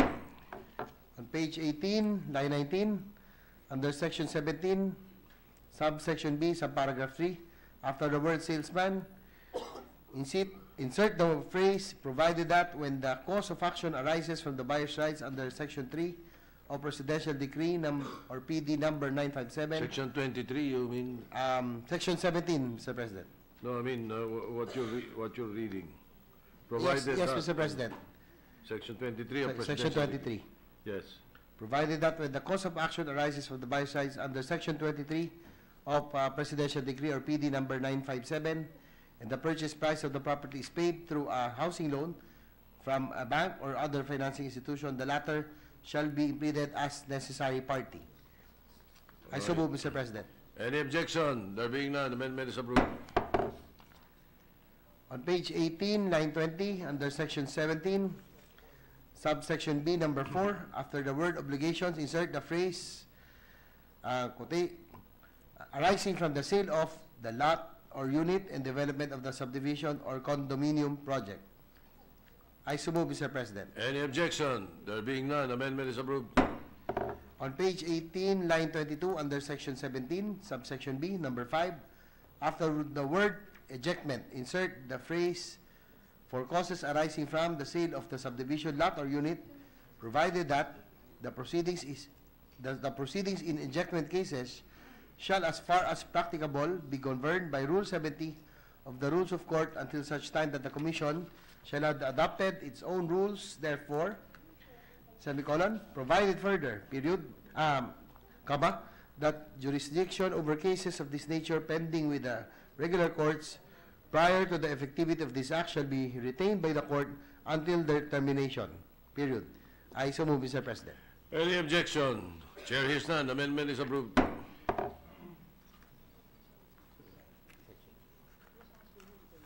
On page 18, line 23, The minority leader is recognized. We noticed that these are amendments on the jurisdiction of the agency over cases arising from the sale of subdivision lots or units. I have not examined the whole provision, but we do recall that we have raised some concerns about expanding the jurisdiction of the the H. HLURB, and we are just reserving our right, notwithstanding the approval of the amendments, to propose further amendments. Otherwise, our ability to propose these amendments may be prejudiced by the ruling that there are no objections to these amendments. We have a number of amendments along these lines. Yes, Mr. President. Just a reservation. Yes, perhaps we will place that on record. Yes. That after the sponsor has incorporated his amendments into the bill, we will ask for a clean copy, and therefore we can ask the members for their individual amendments. Yes, Mr. President, at the proper time, we will Yes. we will just accept the amendments that will be proposed by the minority leader. All right. So we place that on record. You may continue. Okay, on page 18, line 23, under section 17, subsection B, number 6, after the word common areas, insert the phrase, and their use filed by the project owner or developer or the duly registered homeowners association or condominium corporation. I so move, Mr. President. Any objection? Chair hears none. Amendment is adopted. Just have a few more.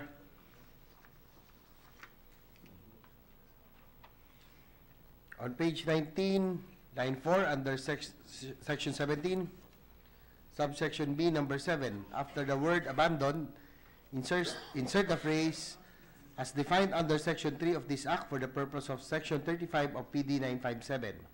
I so move, Mr. President. Any objection? Chair hears none. Amendment is adopted. On page 19, line 5 to 8, under section 17, subsection B, delete the whole subparagraph 8 and number 9, and renumber the subsection accordingly. I so move, Mr. President. Any objection? There being none, amendment is adopted. On the same page 19, in line 10, insert a new subparagraph that states, actions to annul mortgages executed in violation of section 18 of Presidential Decree number 957, filed by a subdivision lot or condominium unit buyer against the project owner and or developer and the mortgagee. Subsection B of section 17 is hereby renumbered accordingly. I so move, Mr. President. Any objection? Chair hears none. Amendment is approved. On page 19, under section 17, subsection C, omnibus amendment to delete the words condominium corporations. I so move, Mr. President. Any objection? The chair hears none. Amendment is adopted. On page 20, delete lines 20 to 24, and on page 21, delete lines 1 to 16, and insert the following. The decisions of the Commission upon any disputed matter may be brought upon to the Court of Appeals in accordance with Rule 43 of the Rules of Court. I so move, Mr. President. Any objection? Chair hears none.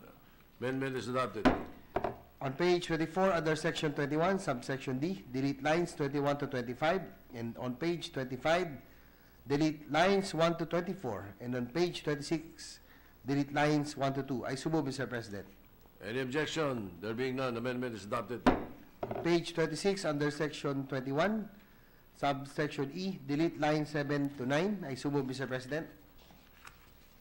Any objection? There being none, amendment is adopted. On page 28, line 3, under section 5, insert the following after the last sentence.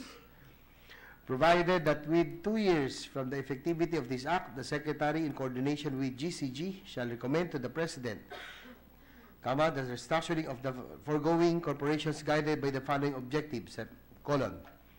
Letter A, to eliminate overlap, period, if any, period, in any programs within and among the attached corporations, comma, that serve the same beneficiaries or clientele, semicolon.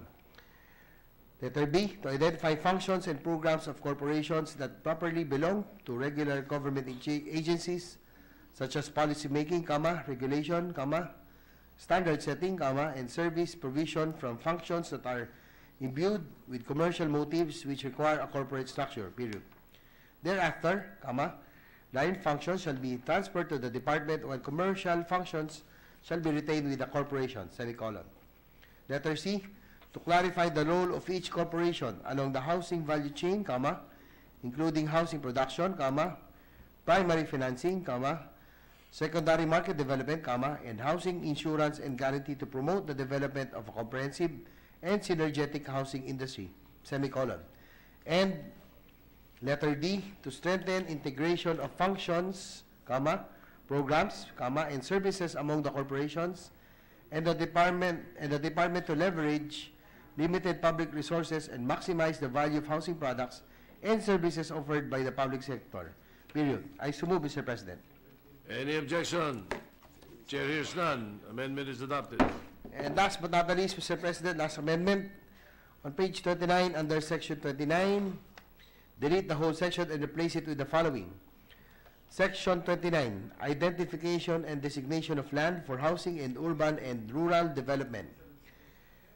For the purpose of designating lands for housing and urban and rural development, comma, the Department of Human Settlements and Urban Development, or the DHSUD, comma, the Department of Environment and Natural Resources, DENR, comma, the Department of Agrarian Reform, or DAR, the Department of Agriculture, or DA, comma, and the Land Registration Authority, or LRA, shall, comma, within 180 days from the effectivity of this act, comma, jointly identify government lands suitable for housing and rural development, comma, provided, comma, that all government lands in highly urbanized cities which have been idle for more than 10 years, comma, except lands owned by the government-owned or controlled corporations and government financial institutions engaged in shelter financing as part of its fiduciary obligation to its member and or are taken possession of in the ordinary conduct of business, comma, are hereby prioritized for housing and urban development purposes, period. I so move, Mr. President. Any objection? Chair hears none. Amendment is adopted. And so, Mr. President, for my individual amendment. Individual.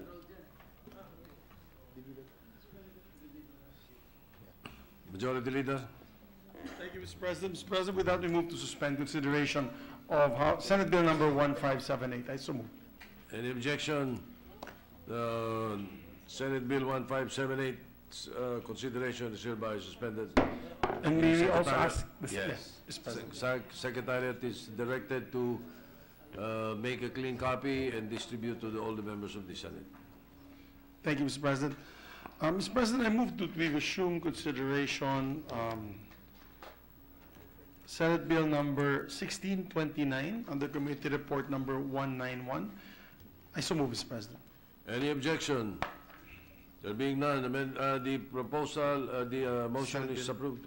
Mr. President, this is an act waiving government fees and charges to the issuance of documents in the application for employment for first-time job seekers.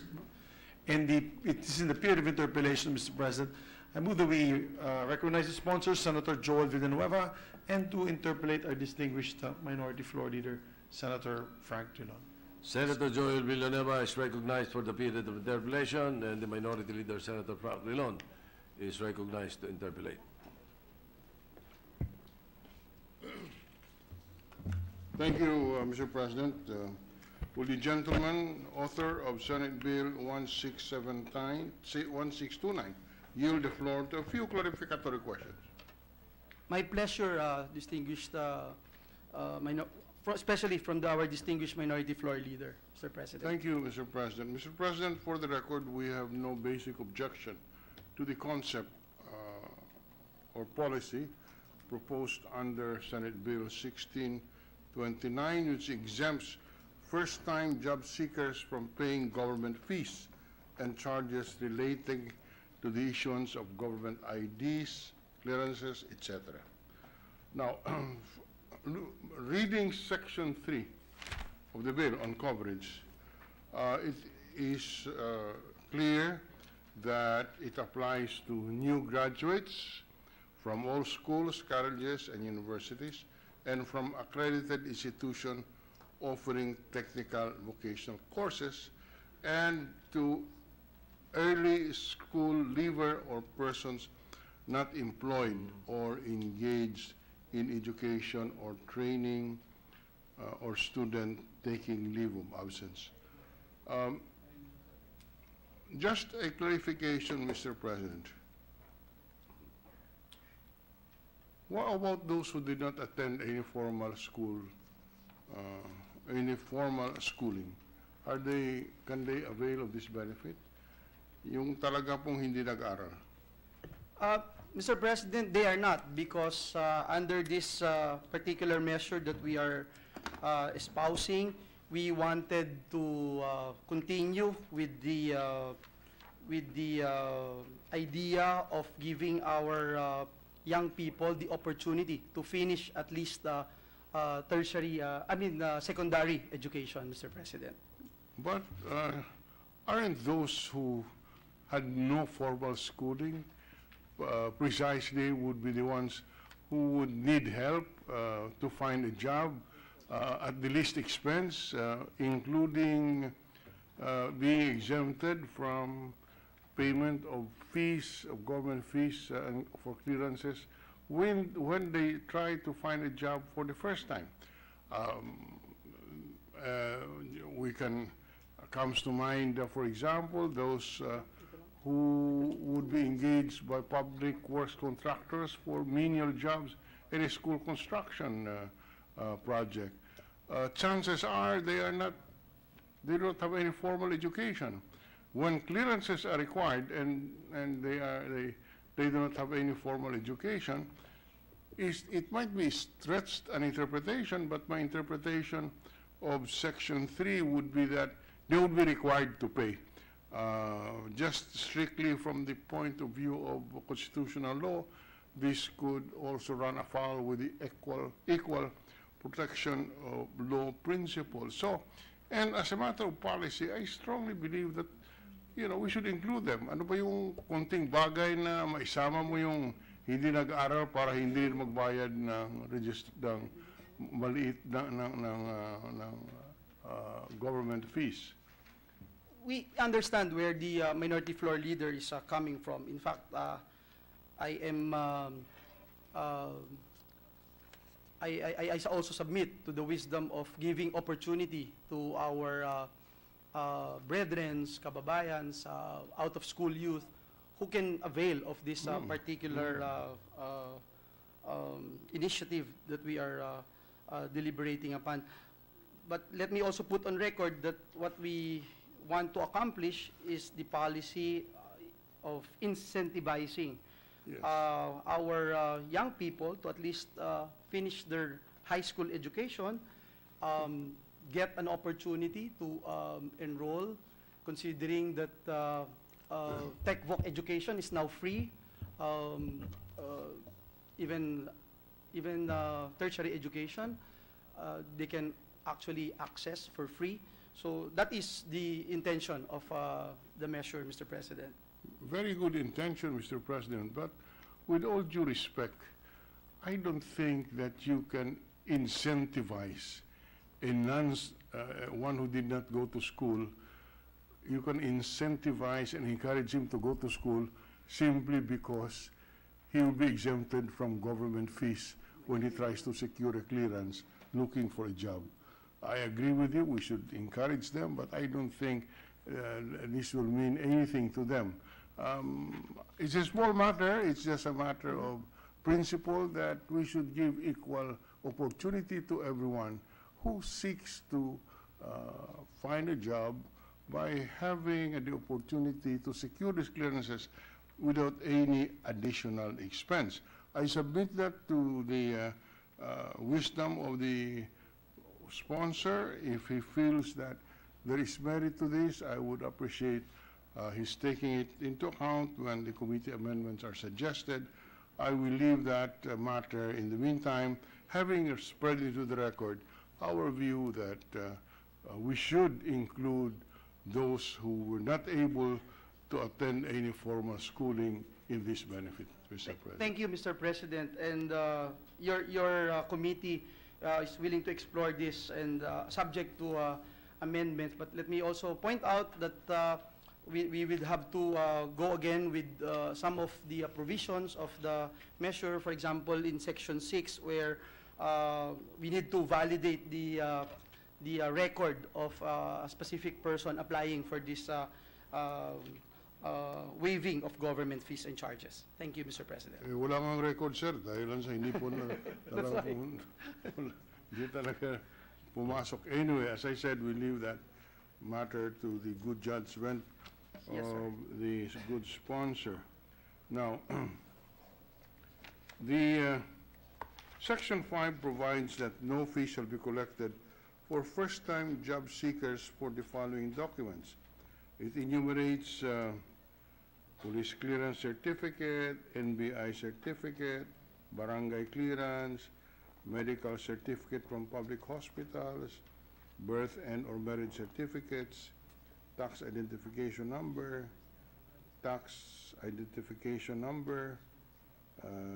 UBID, and other documentary requirements issued by government that may be required by employers for the first time. Is it possible to determine how much fees are collected in these 7 or so agencies? The reason we ask this, Mr. President, is because of our experience last year.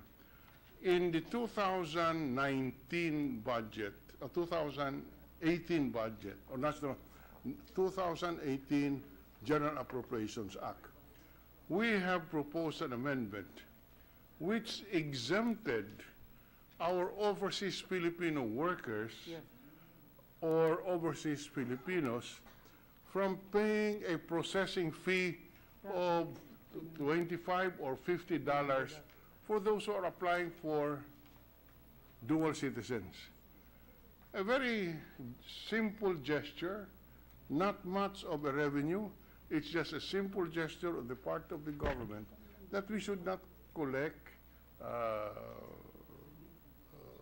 processing fee from Filipinos who want to go back and become citizens of the country, and do not and not to make it appear that may bayad na po pag ikaw ay ibig mong maging Filipino citizen ulit.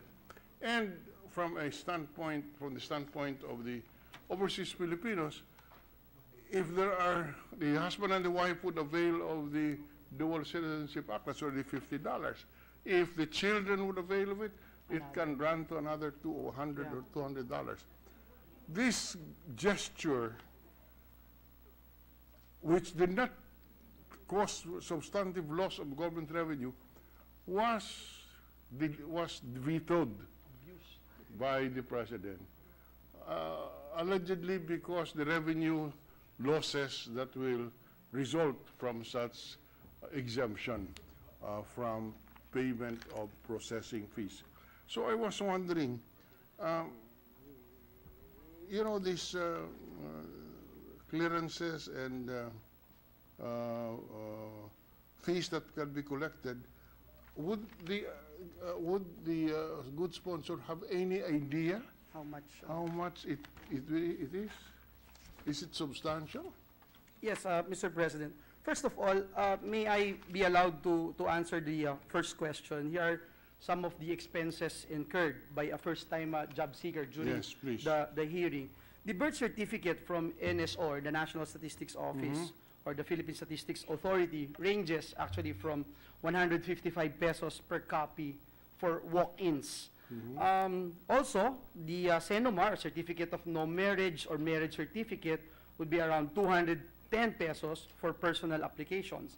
The police clearance certificate ranges, and this is kind of interesting, and Senator Nancy Bina is nodding her head because during the hearing, we were surprised that it ranges from 80 pesos to actually 500 pesos, since the PNP has yet to develop a centralized PNP database for the issuance of police clearance certificate. The NBI clearance for purposes of local employment is at 130 pesos. For barangay clearance, for purpose of local employment, the cost would be 50 pesos to 100 pesos.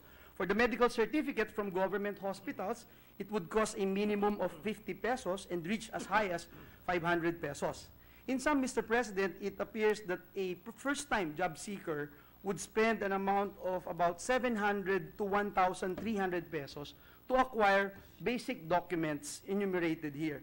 Now, aside from these expenses, of course, Mr. President, a first-time job seeker typically spends additional money for transportation, food, among others.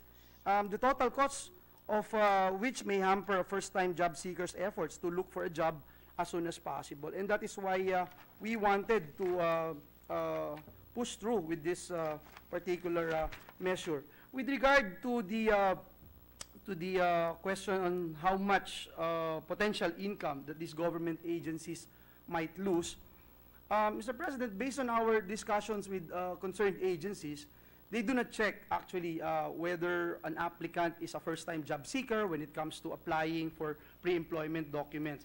The usual data from the agency only shows how many applied for these documents for pre-employment purposes. They were unable to provide us exact figure, Mr. President, but based on our computation, using the labor force survey of the Philippine Statistics Authority, there are approximately 1,300,823 first-time job seekers who may benefit under this measure. Now, multiplying, Mr. President, estimated 1,300,823 number of first-time job seekers with total cost enumerated documents in Section 5 of this proposed measure, the total potential loss of income ranges, Mr. President, from 878 million to 1.8 billion, Mr. President. Well, if it would help to give this information that the revenue loss, while the revenue loss is a substantial amount, Mr. President, first-time job seekers who enter the workforce can eventually have a bigger contribution in our economy. Moreover, the proposed measure has established parameters also, Mr. President, to ensure that the benefit provided under this act will not be abused, Mr. President.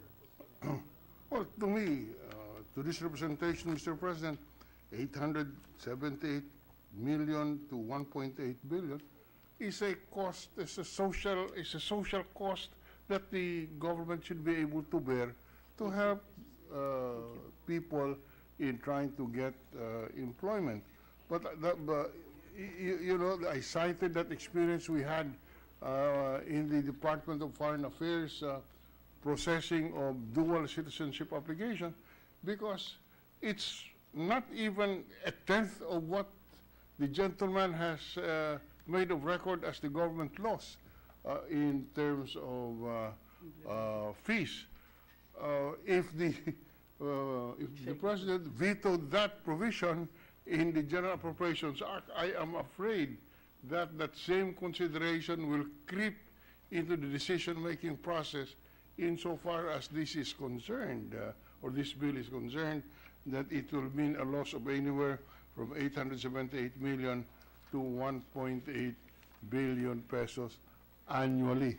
So, again, I said I concur with the policy thrust of this bill, but the reality is the Department of Budget and Management may be of a different thinking, and given the amount of revenues that would be given up, they may seriously take a look at what their position will be on this. And by the way, having said that, was the DBM position asked of this? Yes, Mr. President. And what did they say? They are supportive of the measure. Oh, Mr. they are President. supportive.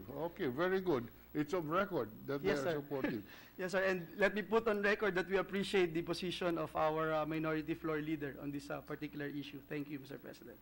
Because we were examining the budget of the Department of Health today, and they cut it by 100 billion pesos. So, I was actually informed about it, and I was rushing in the committee room this morning, Mr. President, to support also the position of the minority floor leader and that of the distinguished Senator Risa Ontiveros.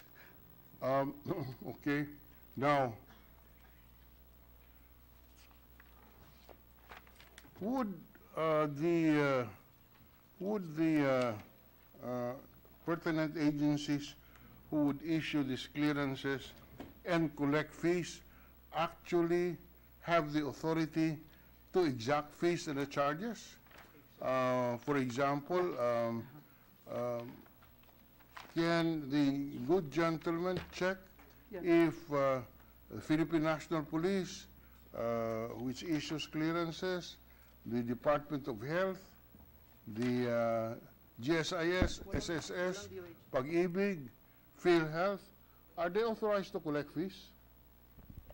There are a couple of, there are some agencies, Mr. President, based on the enumeration here in Section 5 and Section 9, there are following agencies that are empowered by law to charge fees for services rendered and documents issued. For example, the PSA, under Republic Act 10625, Section 6, letter E, which allows it to carry out, enforce, and administer civil registration functions in the country as provided for in Act number 3753, otherwise known as the Civil Registry Law, in relation to Act number 37. Let's just limit it to specific agencies, sir. Philippine National Police, are they authorized to collect fees? They are not, Mr. President. They are not. All right. I will give you the following agencies that are not authorized under their respective charters. For instance, as you mentioned, the Philippine National Police. In Yes. RA 6975, as amended by RA 8551, it does not expressly authorize the PNP to charge fees for the issuance of police clearance, Mr. President. So- Another agency, Mr. President, So why is- are we requiring an exemption on an authority which does not exist? Well, Mr. President, this proposed measure should not be construed as an implied authority to the agencies to charge fees for issuance of certain documents unless it is expressly written. And I agree with the distinguished gentleman from Iloilo. And, Because to the applicant who will not qualify as a first-time employer, the implication is that I agree. the police, the PNP, can charge fees for police clearances. And that's- Shouldn't we prohibit collection of fees for these agencies which have no authority in the first place? I certainly agree with the distinguished gentleman from Iloilo, our minority floor leader. In fact, to give additional agencies like GSIS, SS, PhilHealth, and Pag-ibig, their charters do not actually allow the Yes. collection of fees for the issuance of membership numbers. And that's why I think it is important, as the minority floor leader pointed out, that we need to be specific about it, and we need to make sure that appropriate amendment will be introduced along this line, Mr. President. All right. Now, so at least we have spread on record that there are certain agencies who has no authority under their charters to collect fees, and yet they are collecting fees, and we now say they should exempt first-time employees, applicants. A little awkward, but I leave it again to the sponsor to figure out how to go about this. Now,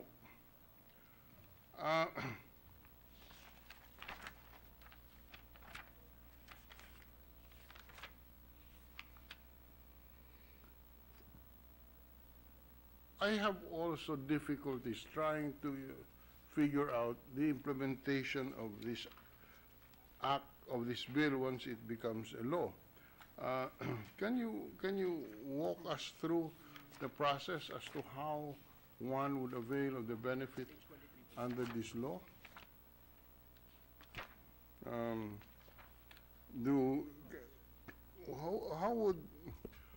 How would the agency, for example, I go to the NBI to get a clearance. I am a first-time, ang tawag dito? Job First-time seeker, job Mr. seeker. May I, How would what document do I present to exempt me from the fees? thank you. Because I'm a first-time job seeker. Thank you, Mr. President. Under Section 6, for new graduates, for instance, Mr. President, a certified true copy of the diploma or certification from the concerned academic, vocational, or technical institution. And for those who are not enrolled or engaged in education or training or early school leavers, a certification from their respective institutions on the date of their last enrollment. For those who are working part-time, certification that they are currently enrolled and that they are allowed by the academic institution to work Just to on a interrupt, part-time with that point.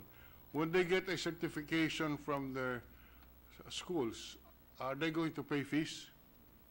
I hope not, Mr. President. No. I don't think so. No. I think you cannot prevent, I think they will be charged fees for certifications that they have graduated or that they have attended school, quit, etc. There will be fees there. And that's why, Mr. President, if you would,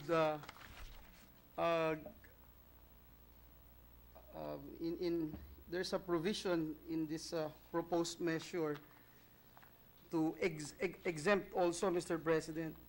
No, we're talking about the fees that will be paid by the first-time job seeker to the school who would issue him a certification that he is a Yes. early school leaver, My- or he just graduated. My problem, Mr. President, is that considering that this is not a law yet, they would perhaps ask and exact fees, Mr. President. Yes. And that's why we are also proposing, if you look at Section 5, letter H, other documentary requirements issued by the government that may be required by employers for first-time job seekers be included as well, Mr. President. Right. First, you cannot include here private sector. Yes, Or Mr. can you? President. Yes, Mr. President. We cannot. You cannot. Why not?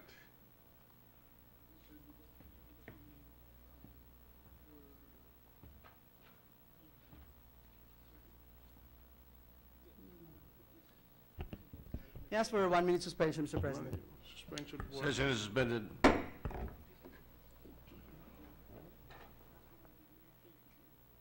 Taking.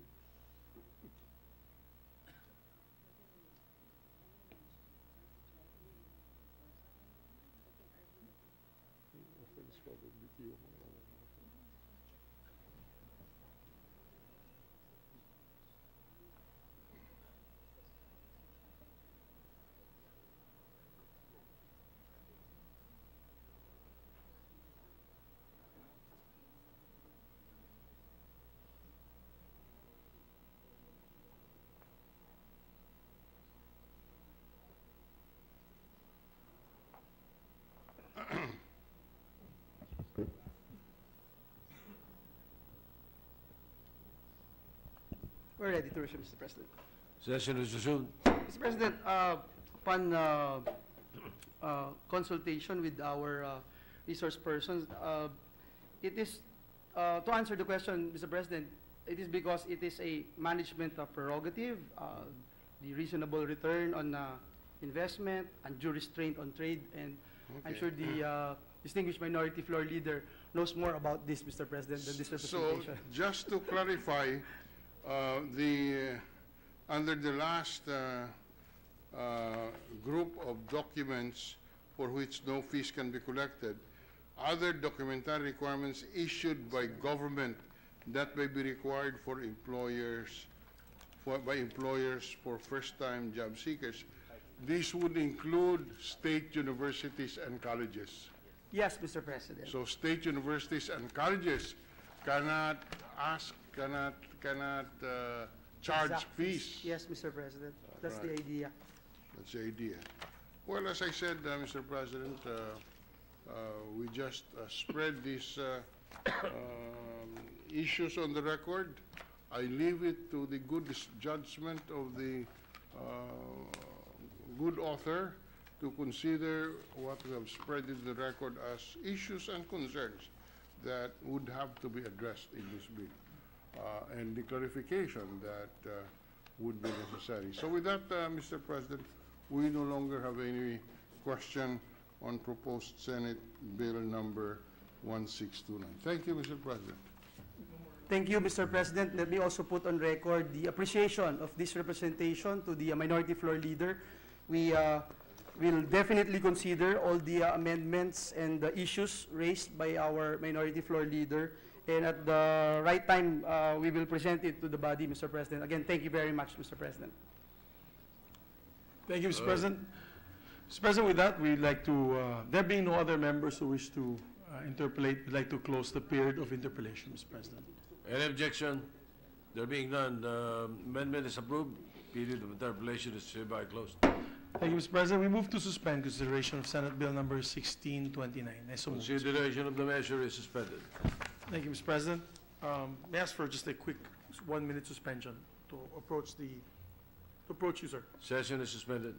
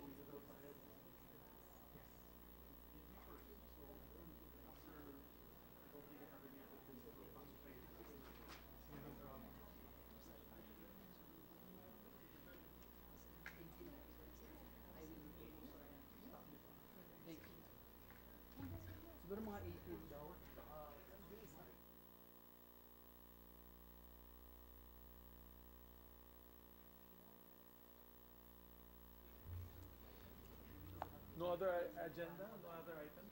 Okay, let's go. Thank you, Mr. President. We're ready to resume. Session is resumed. Thank you, Mr. President. With no other items on the agenda, we move to adjourn session until 3 o'clock tomorrow afternoon, Tuesday, September 18, 2018. I so move, Mr. President. Any objection? There being none, this session is adjourned until 3 o'clock in the afternoon of Tuesday, September 18, 2018. Thank you, Mr. President.